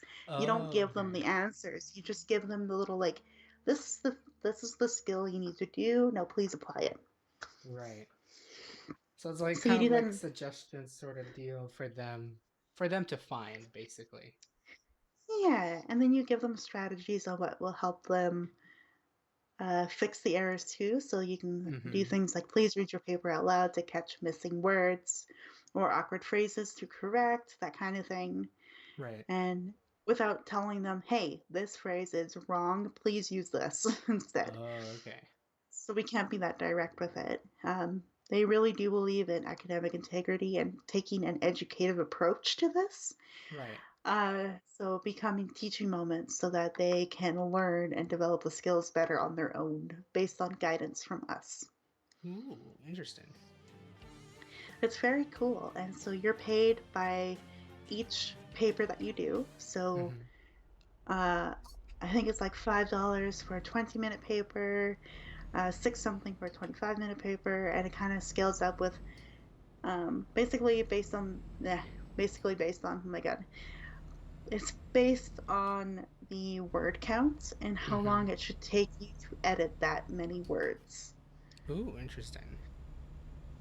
Yeah, and also there's the other factor of let's say the student wants you to look at all four categories. That can Mm-hmm. also add to the time of editing as well, so you get paid a little bit more for that. If they only want you to look at like structure and choice of language, then that's again a little bit shorter, less time to edit, etc. So you're basically paid on the length of the essay and how long it takes for you to edit it. Ah. Yeah.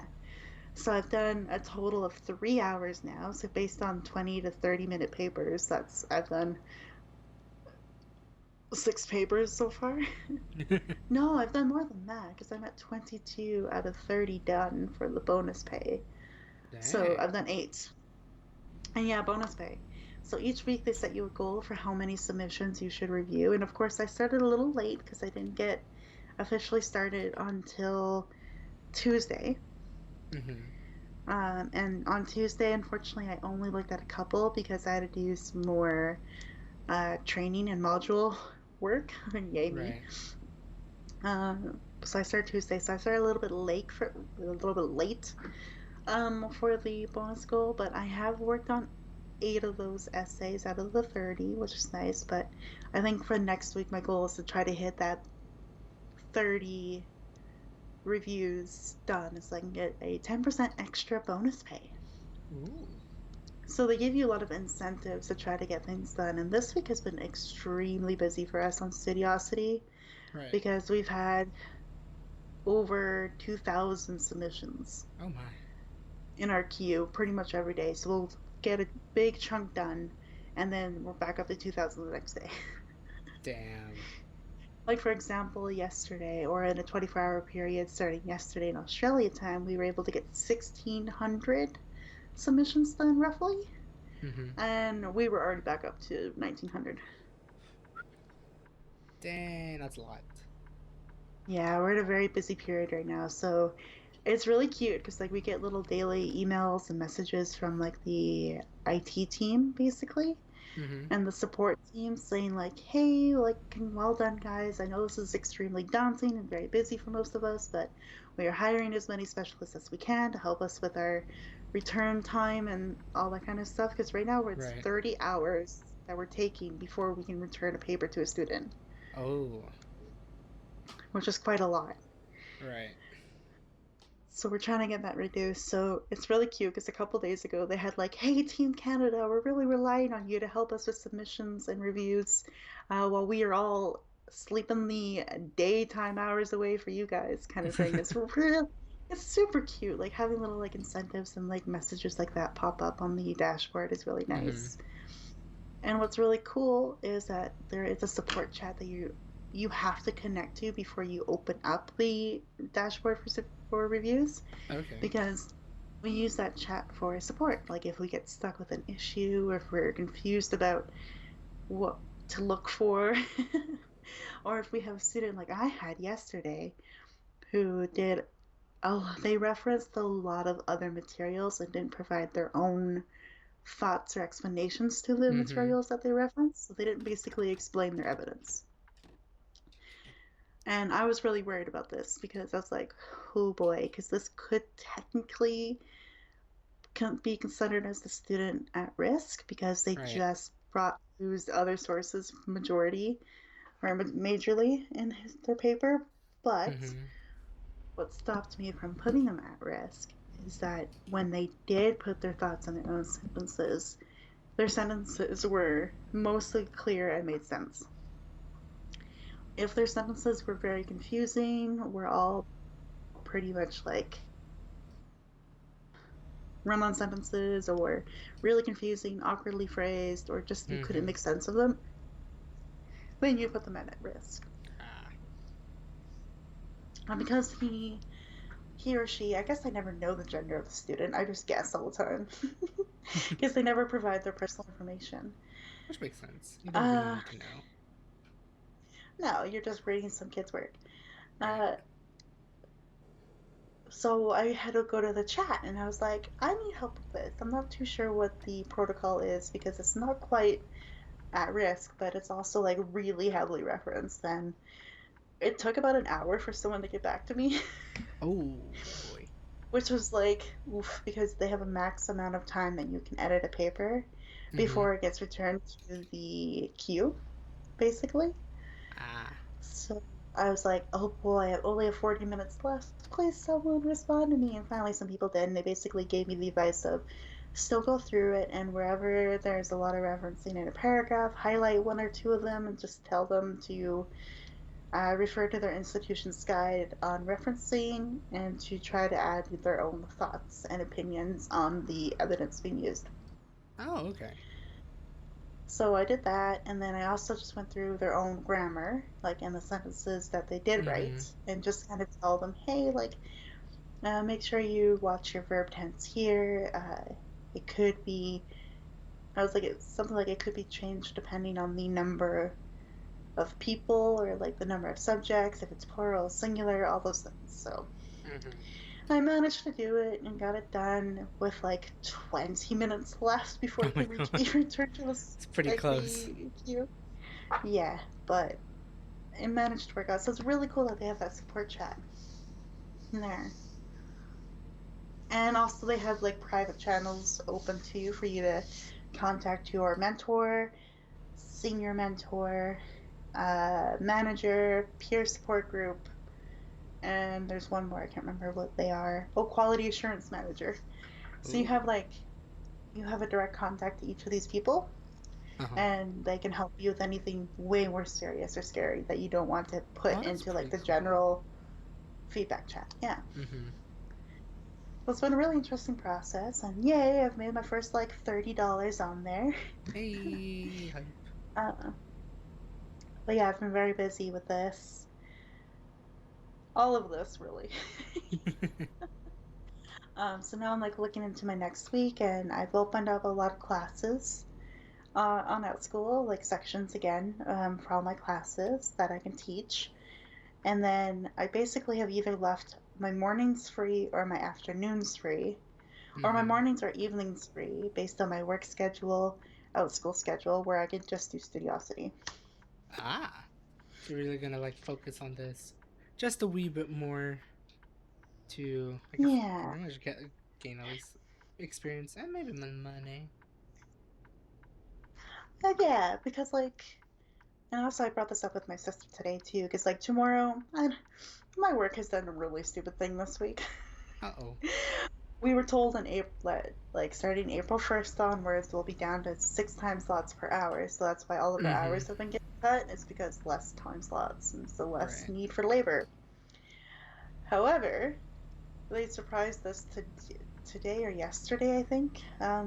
One of the girls was telling me that we're going to be open to 8 slots per hour Oh boy. for up till Easter to deal with demand, yet our schedule is set for only the 6 time slots per hour labor.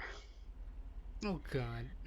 So I have a big, heavy feeling that tomorrow my little short 4 hour baby shift could be extended to an 8.5 hour shift. But I'm very tempted to tell them no so I can come right home, shower, and work from home in a safe environment and not be surrounded by crazy, angry asshole customers on Good Friday. Oh right. Especially when In a everyone's trying to pandemic. get their feast on for Easter or something like that. Exactly. Because our store was very busy today. I cannot imagine the craziness tomorrow. Oh boy. So if my manager tells me, "Hey, Lila, can you stay for the extra like hour, 2 hours, or even like 4 hours?" I'm gonna straight up tell her no because I can come home and do Studiosity instead. Ding. Because I would much rather work from home right now than deal with a lot of people around me. And Right. again, because vaccinations are rolling out very, very slowly up here, I want to point this out.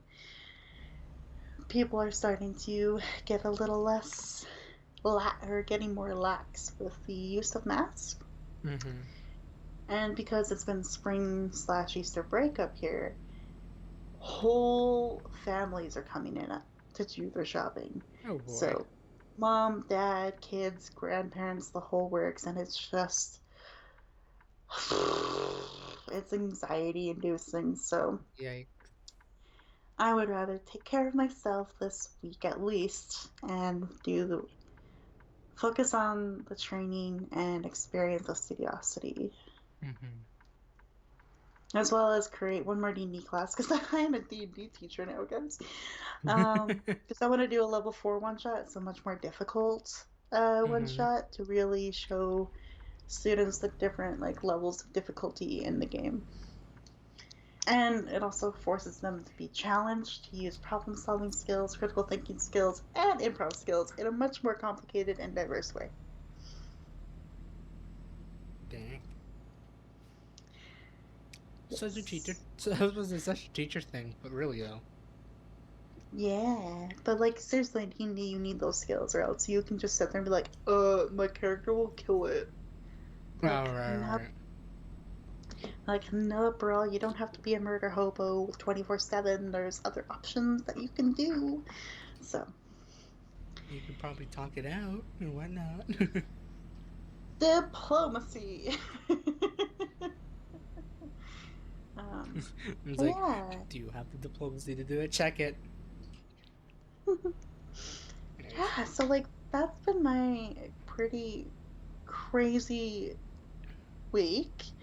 I guess quick updates on taxes and such. Because we did kind of Um, talk upon mine. yeah, because I was watching last week's Truck and Talk and like the freaking rigmarole I've been through, and it's still a Oh, fucking right. rigmarole. But That's anyway, true, huh? um, at least for my Alberta student loan, I was able to reduce the payment on that to kind of help Oh, me with good. money and wiggle room there for a few months at least. So that was good. And then I hate Uh-oh. admitting mistakes that I've done on the internet because it sucks. But the only way you learn is through mistakes. It's So true. please see this through that lens. Oh, no, I'm scared to hear this. When I was going to university, I got provincial student aid as well as federal student aid. Mm-hmm. I have not looked, touched, or done anything with my federal student loan since I left university. Oh, shit. Yes, so Oh. How bad is it? I defaulted on my loan Um, payments, and it's gone to collections in Canada. But I am going through a process to get that loan rehabilitated so that I can get it back onto the student loan website for the Canadian National site uh-huh. and make direct payments there. But to do that, I have to pay the interest plus 2 months payments. That doesn't sound terrible, per se. Also, hi, Izzy.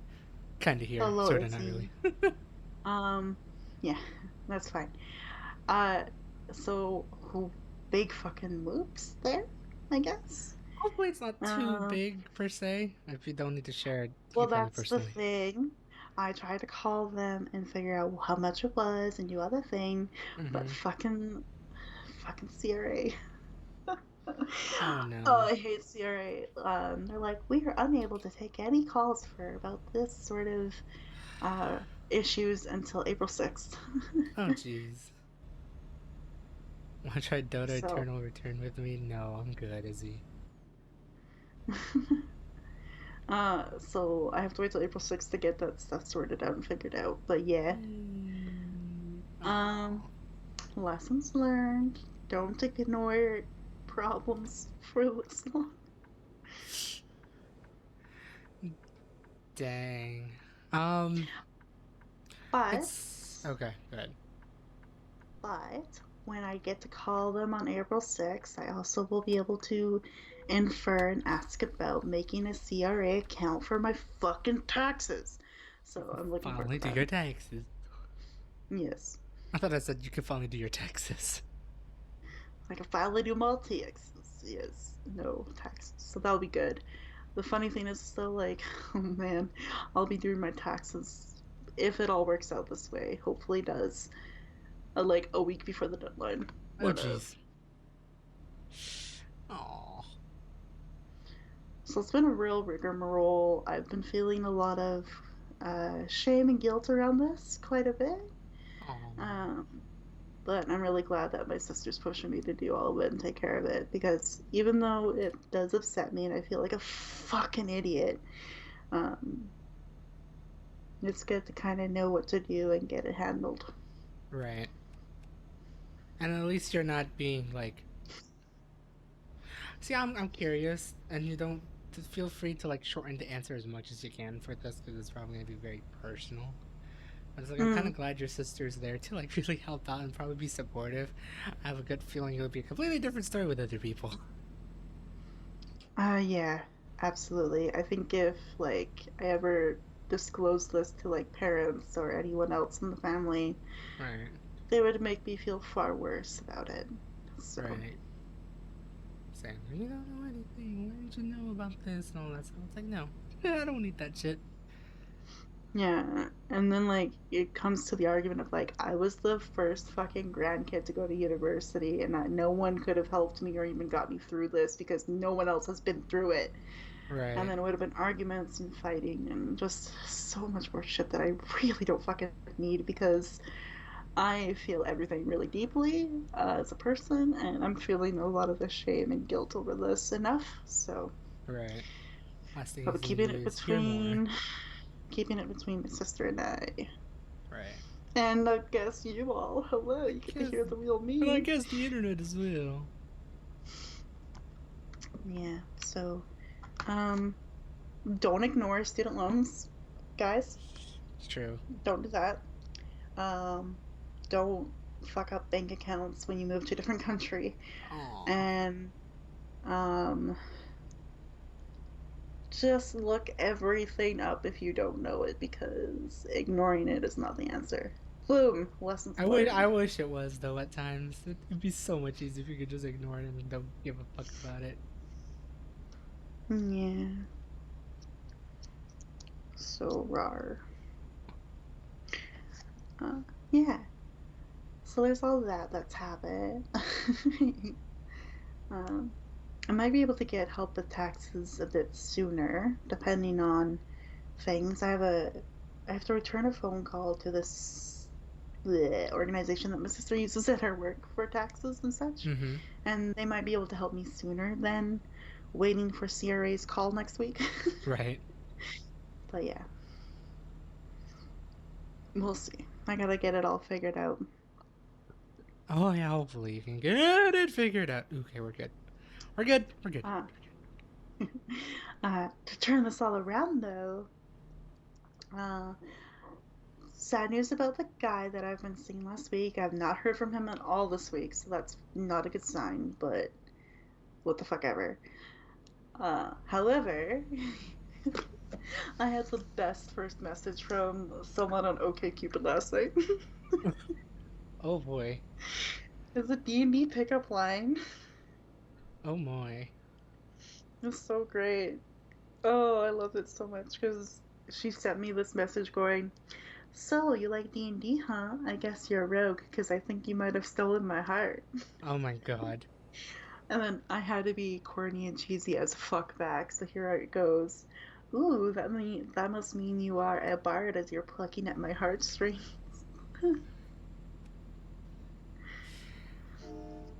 D&D jokes at its finest. Oh shit, shit, shit. No, no, no, no. Oh. Oh my god. I jerked my wheel to just a wee bit, and then I jerked it just. I'm almost there too. Nice. Good Great job. long trip. $98,000 later, not getting that 98 grand. Fuck. And I was almost there too if I didn't fuck up the turn. Oh, I'd have fucked up the left turn though. But damn.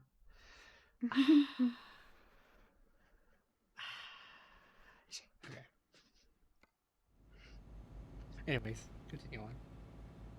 Yeah, so we've been having fun conversations all day today after like some weird, silly D&D flirting. It's been great.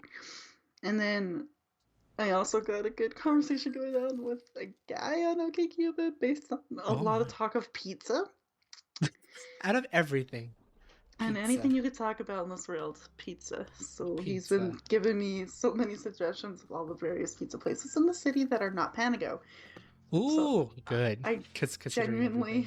appreciate that on some sort of level. Although he did agree with me that like Panago's cheesy bread is top notch. So I mean, to the person who had ordered it twice in the past week.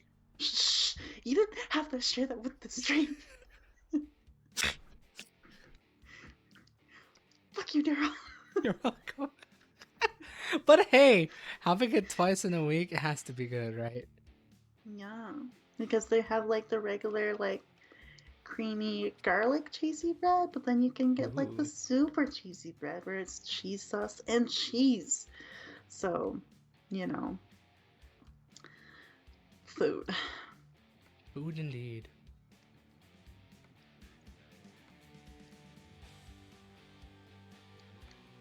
I'm just trying to figure out something that work here. Triple Yeah. pallets. Fuck it. Oh, damn. I won't flip it Uh, this time. yeah. So, in summary of my crazy week, I am really getting going on the two casual teaching jobs where it's teaching D&D and teaching ESL. Getting Mm-hmm. that stuff kind of going and a little more consistent, which is nice. Then working retail shit and dealing with the stupidity of my management, really, this week for Right. Easter. And getting started and going on a fourth job. Uh, really writing feedback and reviews for students in university in the UK and Australia. Oh boy. While You really got that also teaching thing down in some ways if you think about it though. in very different aspects of teaching, too, if you think about it. What the Right. fuck are you doing? I thought I missed my turn. I was wrong. I was off by one street. Jesus, no one, yeah, that car in front of you is like, I'm judging you hardcore, bro. Don't worry about it. I got this shit. I'm a good driver. I'm not gonna do this when I do my long road trip. That'd be terrible if I did. Oh my god. I give But my dad a, I give myself a heart attack before my dad does. but yeah, all the things that I'm doing in my life. Oh, I didn't really get to talk about Toastmasters yet either. I will.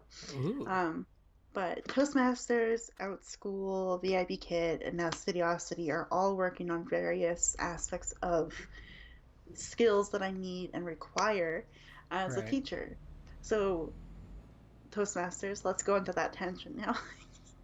For Toastmasters, it's really like learning to give. I'm very belchy, I'm sorry. This Uh, is fine. uh, in Toastmasters, you're learning how to give really good personalized feedback to people who are working on speeches and their own speaking. Oh my god, public speaking Feel like in a GTA 5. Shush, you don't. I'm not doing that. skills. It's like I'm driving like a. God. I wonder if you guys could, like, if I had a cam. I mean, I could do wheel cam. It'd be great. Oh boy. Just so you can see me spin out of control with my wheel. Driving one hand with my other hand right here. Hi! Stop being Oh my fast and lord. furious. Honestly. um, that is more accurate. Well done, Izzy. But so yeah. Anyway, Toastmasters is working on giving personalized and constructive feedback for those working on public speaking skills. And as an English teacher, that is something I do when I evaluate and give feedback on presentations and speeches and debates and such like that in classroom. Mm-hmm. So that's a really good direct way to apply it to my teaching skills. Plus, learning how to communicate better and to really explain and put yourself out there. That sounds weird, but that's not what I was looking for, but it works. Close enough. So, uh, that also applies to teaching too, because you need to be able to communicate your ideas in a clear, concise way so your students understand it and they learn. Basically, so that's Toastmasters' connection to teaching. Then there's OutSchool. So OutSchool is all about curriculum and class planning and formatting. So learning like what materials you'll need, what is the main objectives, what will students learn from your class, plus creating all those things and making sure that they make sense and go through each process in a step-by-step Right. format, really. So that's all about curriculum design and then delivering the content as a teacher. I Okay. am I, really on a very serious topic, and you guys are being silly in chat. I should I'm maybe trying just not to. give this break. Um, Meanwhile, apparently I drove a red light that I didn't know. I thought it was green. But. Anyways. well done. Yes, citizens arrested. Oh, don't worry. He owes the cops a lot of money. I'm judging his driving. Continue. Okay. Okay. Uh, so yeah, so with OutSchool, it is curriculum design, Mm-hmm. creating classes, scheduling things and how many classes and weeks it takes to complete the thing, basically. Right. And then also delivering the content and the lessons and reflecting on it and getting review and feedback from your students. So there's all that direct, very important teaching stuff there Right. throughout school. The VIB Kid, though, it is learning more about your native tongue, English language, and all of the grammatical structures and things they need to know and learn in order for them to think about English Mm-hmm. in a more natural way. Really, So, you're like really grasping that ESL sort of deal, which is a probably a pretty good trait to know, especially as an English teacher, because it's like everything yeah, is not like, oh yeah, they know English. No, yeah, like like even some if people you are not ask sure. a native English speaker, hey, do you know what a diphthong is? I bet you 10 to 1 they're gonna be like, oh, a dip What? what? Yeah. So it's really interesting to learn more about like your language in such a way. And Right. I'm in a way. So there's that. So it's really again just learning the basics of the English language, which is really helpful for Mm-hmm. again developing content and lessons and working on your own teaching styles and to recognize errors in those areas so that you can help your own students in regular classroom teaching. Mm-hmm. So it's very beneficial that way. And now studiosity. That influence on my teaching and like working on skills to develop my career is again really understanding the English language enough to be able to give correct and informative feedback in order for Right. the students to make their own corrections. So you need to give enough information without giving the answer. And so it's a really good balancing of like how to give really good feedback without Mm-hmm. giving all the answers at the same time. Right. It's definitely like a professional level sort of deal, but it like a professor's level sort of deal, like for a community college. But it's I think a good trait to know, especially for an English teacher, because I know a lot of like the last thing you need to do is do holding hands with them. It's like okay, let me guide you, like let me give you a step by step process. Like it's not making them learn per se. It's just basically copying their No. style just for grade. No, you like that's where scaffolding comes in. So here comes teaching Ah, there's the word. techniques, Yeah. y'all. Hello. With scaffolding, where depending on the level of where your student is at, you want to either handhold them and like really help them with the thing and give them all the support as possible, as much as Mm-hmm. possible, to then slowly starting to lessen that handholding basically. So they Right. slowly lessen your support and get them to try things on their own while still being there to help them if they need it. And then eventually the goal of scaffolding is to have the learner be completely independent and master the skill that you're trying to teach them. Right. So studiosity basically skips the handholding completely and works on more of just general guidance in hopes that the learner will understand the feedback and apply it directly to their paper. Mm-hmm. Hmm.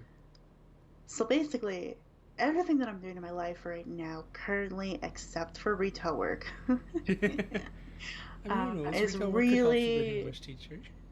I don't know what.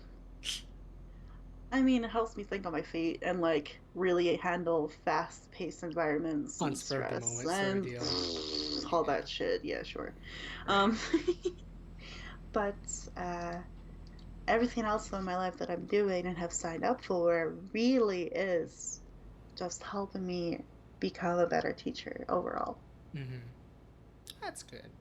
It's like you have the essence of of being a teacher with all the jobs, with all the jobs you've taken so far and will currently have so far, and just like Hmm. eventually preparing you once you get back to like a sort of in classroom setting, or even online. Who knows, right?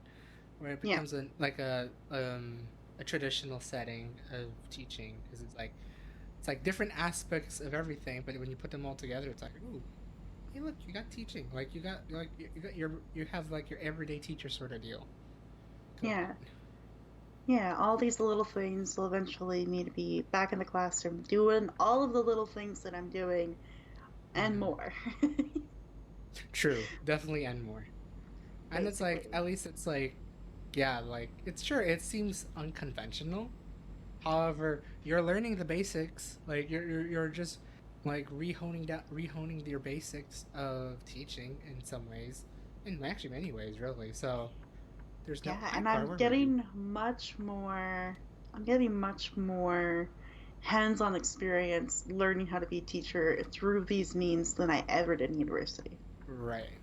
Because the practicums were not a long enough period of time to really develop all this. Mm-hmm. Like, oh my God, guys, I had no idea how to give feedback during my practicums and for my first like couple of years of teaching, no idea how to give proper feedback. Right. But now that I'm actually like, you know what, accepting what the world has given us in this past year and just trying to find other means around it, Mm-hmm. due to teaching jobs not being available at all, really. Uh, it's just all these little like stepping stones that are leading me to have a fucking crazy busy life. Right. But at the same time, it's all leading to that ultimate goal of being an in-classroom teacher or online, like public school teacher again. Mm-hmm. And it's like potential master thesis if you do end up going for your master's degree, because it's like finding those alternative resources of doing the traditional means of teaching. Yeah, alternative means of teaching during a pandemic could be an Yeah, interesting paper. it would be. And also like alternative means of professional development and Oh, working and right. PD. honing your skills Mm-hmm. as a teacher during a pandemic while you are not being a teacher. Right. That's a really long thesis statement. Wouldn't work, but you get the gist. I definitely got the gist. But it would be cool, like, just to, like, if you could denote your experiences amongst the variety of services through Hmm. like a research paper. Sure, it is just it's based on your own experience, but it's like if you probably like do some research of like how many people have like learned from traditional PD or like or training versus alternative training like online courses or online experiences like that. So I just like feel kind of like like an a idea. lot of that might have to be uh I feel like a lot of that might be in like a couple years time where that would be really prevalent because Mm-hmm. currently I did read a case study earlier that where they tried to do like a really cohesive study of like what it means for students to be dealing with the pandemic and online learning at the Right. same time and how it affects their education. And they couldn't really get a cohesive uh they couldn't get any cohesive results because all of their resources were from like previous years and from like the Ah, struggles I the see. education system has had in implementing technology in the classroom over the years to suddenly Mm-hmm. rapidly now including it and enforcing it Mm-hmm. due to the pandemic. So they couldn't have a lot of information with that just yet. And so that will be maybe like another like 5 years from now where we really can actually sit down and analyze the heck out of what education looked like in, from 2020 to 20 whatever. Right. Of seeing how much it catch on, how much has it changed, or if it not, even and just adapted into like traditional teaching, really. Yeah, but who knows? Maybe I could head that research. Who knows? Right? Be cool, because especially since the experiences you've done, it'll definitely be prevalent to that sort Yeah. of like research topic in some sense. Hmm. Boom, got it.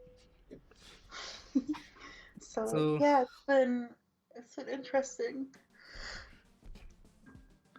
it's been a it's definitely been a fun time for you, but in ways that it's like you're learning something along the way.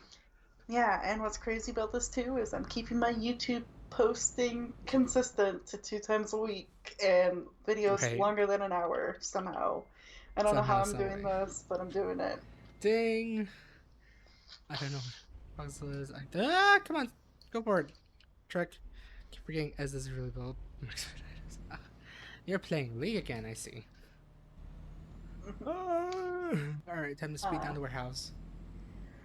Speaking of videos, I did a videos this week. You did, yeah, you did videos. I watched your anime podcast one. Ooh. I'll go this way. Yeah, that was interesting because I spent a lot of time uh, preparing for that one. Uh-huh. As you know, after how long we spent after we Going through initially anime. said goodnight, Yeah. um, then talk about anime for like another hour after. We're good um, at that. Oh, yes, but like that was initially like helpful to like starting the planning right. process and things because I was able to organize it from like animes from my childhood to animes I watched in high school and why I watched them in high school, which is also interesting. That part of the podcast is interesting. Mm-hmm. And then like university, thanks to this derp here, really. And like All recently. animes. Yeah. And then recently, like recent animes. Something So stupid. Oh shit. yeah, so I structured that podcast with like first of all just listing all of it. All 50 of them. Really though. Oh. And it's funny though, it's technically more than 50 if I would have broken it down from each season and each separate sub series or whatever, like the Fate Right. series exactly. Like there's Fate. While I'm watching your crazy ass driving. Don't Um, worry about it. I'm also very delayed because my video's been buffering a bit. They're all But saying initially. uh, it was funny to like go through all of those because technically it would have been like way longer if I was like Fate Stay Night, Fate Zero, Fate Grand Order, Fate. Right. It would have been way longer of a list, but generally 50. And so yeah, I started the podcast just listing all of them off and talking about them briefly, and then I went into like how they influenced me and the ones that were more like Fate is dumb. I should know. Shut up. I'll fucking fight you. Anyway, look, I did an anime podcast really recently, and I'm very protective of it. But um, Oh, I didn't know the podcast. Shit. I, I'm not looking at chat anymore. I'm closing chat. Goodbye, Izzy. Um, but yeah, so I went through, listed all those animes, and I started to go through each time period of my life. I guess that's how I organized it. Mm-hmm. Where I went through like the most influential ones from like my childhood, and then like in high school, university, and recently. So I got to really go into each of the animes and some of the details without spoiling them. So Right. that was also a very tricky task to do, by the way, because I was like, oh man, Royal Tutor, I can go into every fucking episode and just go, but I couldn't Go because I was go like, full analysis ah. on it. But I was also like, but I was also my brain, but I was also like, already over an hour and I'm just getting to this part. I shouldn't. No. So then, yeah, it just became like more of the prevalent influences, I suppose. Right. uh, yeah, so that's how that was structured. So I hope it worked well.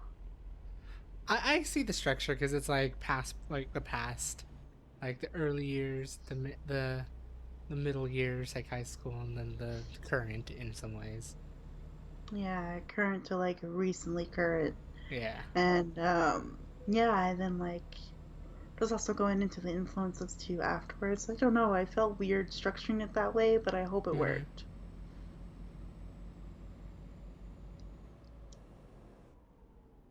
Oh god, I did not turn that around.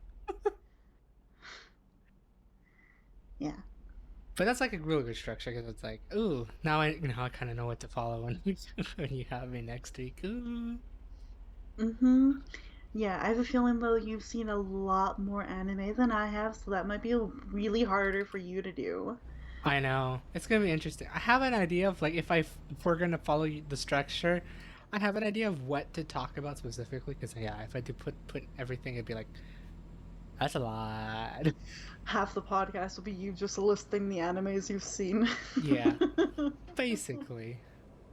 um, which is fine, and then the second half will be like pick two to three of like the most influential from each time period of your life. Oh yeah, I go at a couple. Actually, I'm gonna say not so much for early years per se for me. Just like all that stuff. It's like for early years, I don't know. Anime didn't really influence me as much compared to like cartoons and such. It was not until like high Mm. school. It full 180. Yeah, well, which is fair. You can talk about that definitely in the Right. podcast. Yeah, for me though, like, God, those shows helped me deal with everything in my life going on during those like early years. All So, right. Yeah. uh, basically helped a lot for things. And then, yeah, there's a big gap between like, this is gonna get like slightly personal, but whatever. But like, there's a huge gap in me watching animes and shows from like parents divorced to like high school. I figured as much it'd be around there too. That's like I feel like there's a big change Yeah, that's when I started clinging to shows like How I Met Your Mother and Big Bang Theory for some fucking reason. But yeah, of um, all the things. Sort of deal. yeah, yeah, I watched more reality TV during that time because everything was real. So there's Everything that. was a reality. Yeah, Hey, anyways. yeah. So there's that big gap, and then yeah, high school hit, influenced by my friends, and I'm like, they keep talking about this shit, I might as well check it out, and then Right. really liking the things that they talked about, Right. like Trigun. I'm doing a test. Fuck it. Ooh, didn't get caught. Don't do what I did. Oh god.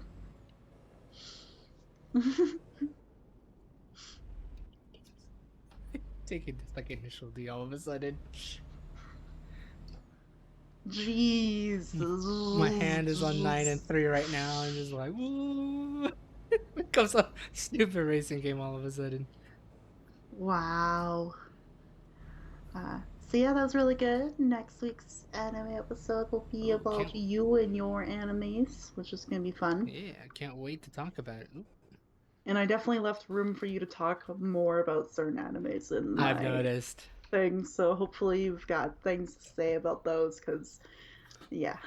For like some of the big ones, yeah, I do. Like, um, the the good old 20 early 2010s animes that was not Yeah. FMA Brotherhood because I only watched a little bit of it. But a little bit after that where it got slightly trashy, but you know what? That's my taste. Mm-hmm. But hey, like, but you still had like you'll be able to cover like SAO, Attack on Titan, Log Horizon way more than I did. Oh, heck yeah. I would have a lot of Definitely those backstory on three. that. Holy shit, Daryl. Sorry, I'm just like I'm really delayed, so I'm just saw you crash into that like It's gas pump. great. Don't worry about it. Just like I could have exploded. I didn't expect that. I was like, oh, I missed my turn for gas. But no, yeah, that I have like quite a bit to talk about those. Like just like my context and background of like watching that anime during the hype and whatnot. So be Yeah, fun to talk which will about. be really cool. And then like I also gave you some room to talk about March Comes In Like a Lion, because yeah, I had That my was little you who spiel about recommended it it. to me, right? Yes. Yes. It I was was like, because that was the same time as Charlotte. So like the first season of March Comes In Like a Lion was like that Charlotte ah, era and Happy and High School Fleet. Those four. got got it. Okay. I Because was like that trying was to the remember. season where you're like I don't see anything I want to see. And I'm like, okay. Right. Right. I remember all I remember is one thing during that time because I think that was when I was still in SF. So I just all I remember during that time was fucking Yuri on Ice and then like a very handful of things. Because I remember I could probably Yeah. talk about like my wane towards anime during the last couple years. It'll be fun to talk about. Yeah. And then I Or was thinking of doing a third podcast episode where I go into like my actual like top animes I loved and the animes that I didn't like and the animes that I think are overhyped. Which would be also interesting to have you as a guest on that too, because I could be like, here's my list. Hey, Stan, what do you think? right. Oh god, I'll have my reservations on a couple of them. Mm-hmm. Definitely. As we spoke about it on Sunday, but it'd be cool to actually talk in like a actual Like podcast episode. almost like a formal like interview structured way. Yeah. Yeah, definitely. So that's also been really cool about this podcast experience too, is helping me like apply Toastmaster shit into like this format as well, where Right. I'm creating content, structuring it with a purpose, and coming up with like my main talking points and making sure I get it down pat, all that kind of stuff. So, guys, everything that I'm doing in my life is influencing all the aspects of my life. Making And your just, life that much better, really though. yes, just also 10 times more exhausted. But that's But the hey, way at it least goes it's not school. sometimes. At least I'm not writing papers or writing these essays or being in these kids' shoes. Right. We've already been there. We don't need to go back yet. Been there, done that. Please don't send me back. Right. Well, at least not yet. Maybe for a master's program, but I don't know. We'll But see. that's in a later time. That's definitely a That's later after time. I settle a lot of like business. Right. Let's get down to business. Who But yeah. defeat the kids? Okay, To I'm done. defeat the government was where I was gonna go with that, but okay. I went to kids. That's terrible. Yeah. Okay. So is that all it for you, Dragon? I think so. The only things I have, I didn't, but basically I was the head toastmaster for the meeting, and it went Right. really, really well. I did make a mistake and forgot to introduce the helpers for the general evaluator, so like the Ah. timer, all counter, Oh. and grammarian roles. Mm-hmm. But it was really nice because Richard saved my ass because he was the general evaluator, and he was like, and I would like to call upon my helpers who have been working very hard and quietly in secret throughout the meeting, and they would explain their roles and tell us their reports after. And I was like, "Thank you, Richard. Holy shit." Save my Um, butt. yeah, but it was quite nice because like we got lucky because the guests that we had were already previous Toastmasters, so they knew kind of Mm-hmm. what those roles were. So Right. like when he gave me feedback about my role, he's like, you were very organized. You were contacting everybody throughout the week to get introductions and plans and Mm-hmm. information throughout the week. And you could tell it really was well thought out throughout the meeting. You did make a mistake and forget to call out the helper's name, but I'm giving you a free pass because most of the people here have been Toastmasters before. I was like, well, Right. thank you. And you did. So You did say tell me it was a pretty jam-packed meeting to begin with. So. yeah, we had four speeches, which is usually we usually only have two to three. So we have four speeches, and then we had announcements to get through, and we voted to see if we were gonna have a meeting on Easter Saturday, and we are. So Ooh. I get to be a speech evaluator for this week. So again, I'm gonna take these full studiosity skills that I've been learning and applying this week, and now applying it to Toastmasters. Uh, so That's look at pretty that. cool. Toastmasters applying to Studiosity, Studiosity applying to Toastmasters. It's all a big weird cycle of life. Honestly, this Um, should be your one pod. Should be a podcast episode in my itself. chaotic life. Yeah. Yeah, I How mean, I do how plan on Toastmasters this doing. and this connects I to each mean, other. it could be part of that teaching mini series that I plan on doing too, Ooh. where I talk about like the in classroom experiences I've had, online experiences, the Mm-hmm. comparisons of both, and what I'm doing now. Yeah. Ooh, that'd be cool. Yeah. I'll even go through like traditional studies and uni, going through a whole Yeah, pre-process I can even process. do like an episode where I compare the learning and structure, the learning, fuck, Learning fuck. learning experiences and structure of the university way of becoming a teacher and learning to be a teacher versus all the things I'm doing now to make me a better teacher. Right. That could be an episode. So we Ideas. have, yes, yes, many. uh, but that's mainly me this week. Is going to be busy. But what's nice about this week is that if all my classes get canceled because I don't have any learners, I can easily fall back on a studiosity. So like at least I have that. I have a fallback to make income when income isn't being a thing. Right. So it's kind of nice that it's worked out this way. I do have also a potential interview for being a tutor, but with the last tutor job not working out quite well, I might just say no to that one, say no to the fifth job, and just stick Right. to these four for now. Just stick with what you can and stop and try maybe not try to overextend a wee bit too much. Yeah.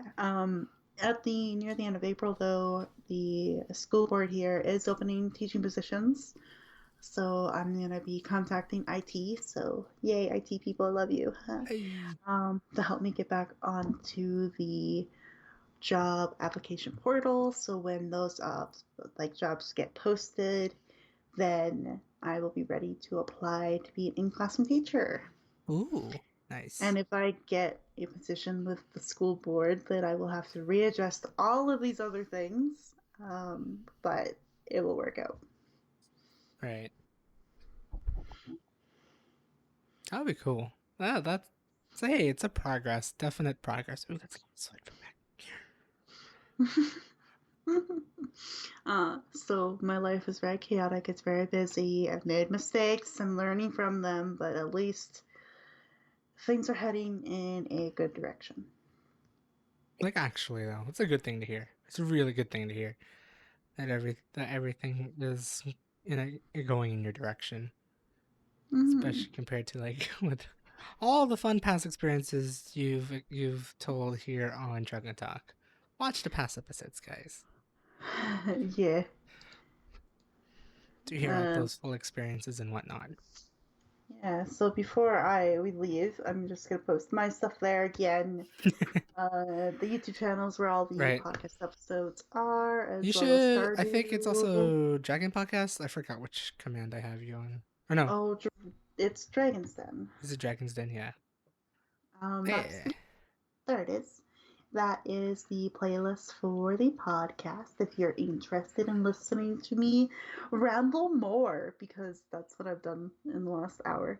Um, Rambling, but it's good ramble, really. And if you want to hear yeah. her more rambling, definitely check the podcast. Yeah, I have Twitters where I really have been using it to support other people like POC artists, BIPOC artists, LGBTQ plus streamers, all that kind of stuff. So that's what I Awesome. do That's pretty really on cool. that Twitter, plus sharing my fundraiser around quite a bit there, which is not part of those links, but I am fundraising for Extra Life as well. Guys, I got 4 jobs. I'm fundraising and doing YouTube. What up?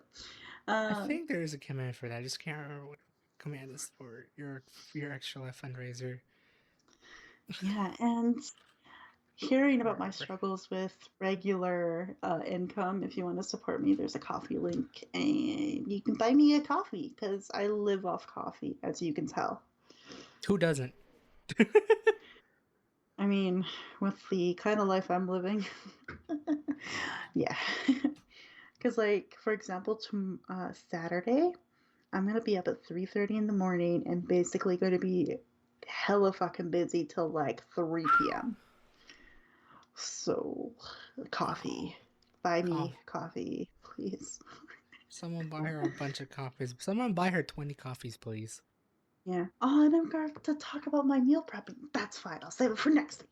We'll save it for next week. I know. This has been a jam packed episode. I just realized it's been like 2.5 hours. Holy crap. Damn.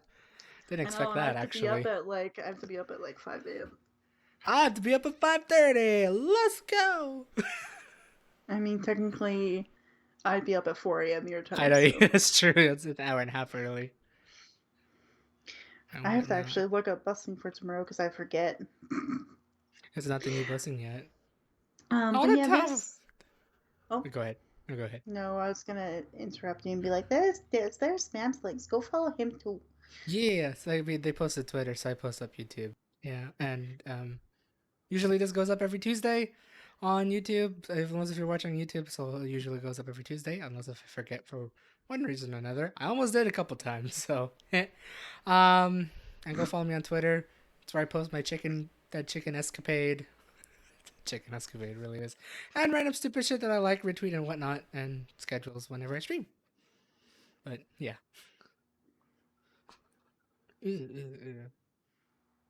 Well, hopefully you're having a fun time looking at your bus schedule though. I am why. Ooh. Is it bad? I kind of want to go for an hour rant on busing for whatever stupid reason. I should download the bus. Um um actually I I was so tempted might. to You might need to buy me coffees, guys, because I think I actually might have to Uber it to work tomorrow. Because busing, I think it's because oh, it's a fucking holiday Friday. That's why. Oh, Good Friday is actually acknowledged. Oh no. Yeah, I might actually have to Uber it, which really sucks because I don't think I have enough for that. But I will figure it out. Oh. I'm a grown ass adult. Where does your coffee go to? Real quick. Does it go to your PayPal account or not? It does go to my PayPal. Okay. That's all I need to ask. Don't worry about it. Also, Cher, like super amazing famous Cher. Right? Random last little news article before I end the day. And the stream, or you end the stream. Fuck. She is fighting to help free the elephant from the Amazon Zoo that's been trapped here for like a lot of Whoa, that's years. cool. Yeah, it's really neat. At least she's fighting a good cause up here. It is being really nice. I mean, Leonardo DiCaprio is fighting a good cause when it comes to environmentalism and shutting down the oil fields, but also that is our economy, so careful. I don't know why I went onto this tangent, but you're welcome. It's a good tangent, I guess. By the way, I'm doing the math real quick because I like math. I like math? What is it? What You the like fuck? math? Any? No. 7 coffees will be enough for the fucking trip tomorrow. I like how it's specifically that. Yeah. I don't know why I was able to share that information, but hey. But hey, Also, you the did. stream has been sponsored by not following April Fool's Day. I was tempted to Because, think of an April Fool's joke, but I couldn't think of anything. I was tempted um, to say like, was it? I was like, cancel stream or anything like that. I was tempted to do that. I was like, nah, I'm too lazy right now to say that. It's too much effort. Also, yeah. I just saw like one really good joke earlier today where Dairyland, like the milk company or whatever, uh I huh. guess a few years ago posted a new product idea of sparkling milk. And Ew. made like actual kind like can designs and everything like that. Like coming to the shelves near you soon.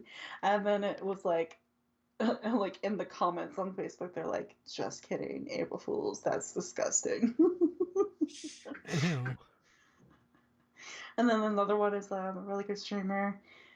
Oh god, let me look up his name real quick. I know his first name's Brandon. Doesn't help anybody because there's lots of Brandons in the world. I know. Hi, Brandon. Hi, Brandon. I don't know him personally, but he's a really cool dude. I am Brandon TV.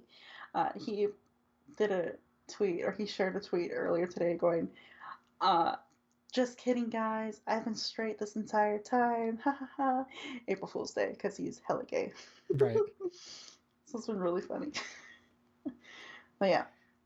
Um, I guess like some notable ones for April Fools that I found genuinely funny. There's this oh, I tech have a reviewer. Canadian one that will Oh, be you really do? funny to you.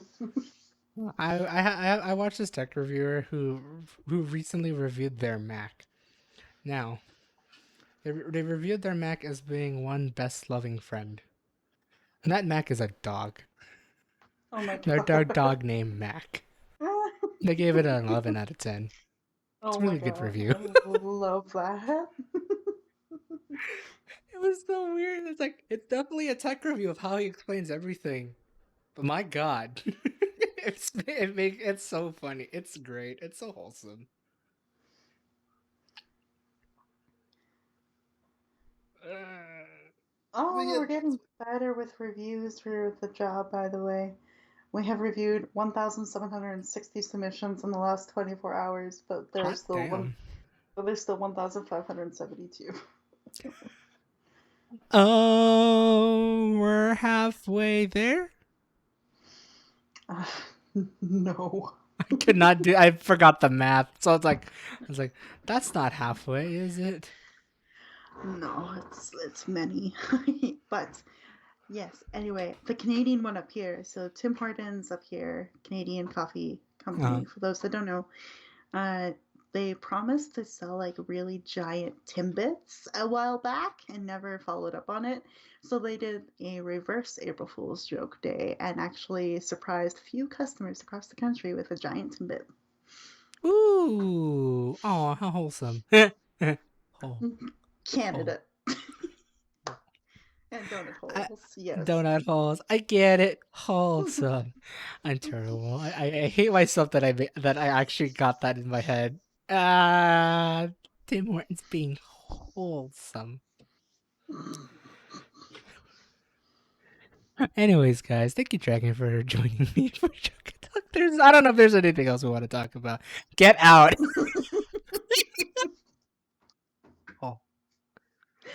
Oh, I think that's it, just wrapping it up. But thank you for having me. I hope this was an interesting, somewhat interesting truck and talk today. it's been a jam-packed one. I did not expect to happen, but yay.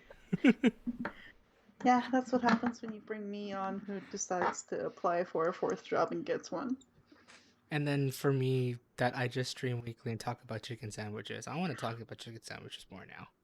You talk a Let's lot about chicken. chicken Let's talk about a different fast food item every week. burger, fries, and I'm Oh, getting hungry. I made a really good sweet potato poutine at my uncle's. You didn't take a Fucking, picture? I didn't because I didn't use proper cheese curds because I couldn't find any at my Oh, work. aw. So then I was like, I can't post this. This isn't real. But damn, that sounds smacking good. Okay, I'm done being stupid. Okay. And I'm really like your face. I'm sorry, but no. I can make this better. Oh god. No, no. Thank God I could do this. It's great. Where's webcam? Webcam. Oh wait, it's not locked. Oh wait, this is awkward. It only shows the bottom of my face. Hi. There we go. Hi. Mm. Okay, I should really end the stream. Yeah, thank you, Dragon, for being. No, thank you, Dragon, for being amazing. Guys, I can barely fit my hand here. But thank you again for being my guest. I guess it could be like right there. There you go. Oh my god. As usual, 1 hour later. Shh. I think I could pick my nose. I could. Here. Here's the re-redeem for the nose picking one. Okay. But yeah, thank you again, Dragon, for being a good derp and dealing and having fun listening to my chicken escapade with friends. Hey, you Yeah, allowed me to be very productive for my classes I'm teaching this weekend, so thank you for rambling. no problem. Yeah, all her socials are there. Give her coffees so she can ride the Uber on tomorrow because it's Good Friday. And follow me if you haven't already. Follow her if you haven't already. And I'll see you guys next week for Truck and Talk or Minecraft Mondays or whatever. If I do ever do other streams, I don't know because it is Easter weekend, and I don't know if my parents are planning something. So yeah. But keep updated on Twitter and all that fun stuff. Anyways, I hope you guys have a great day or night or wherever the heck you are. I guess I could end right now, right, Dragon? Good Good night. night. Bye. Wait, stream end. Bye. Oh, Jesus Christ. Bye. I can't. Can I press end?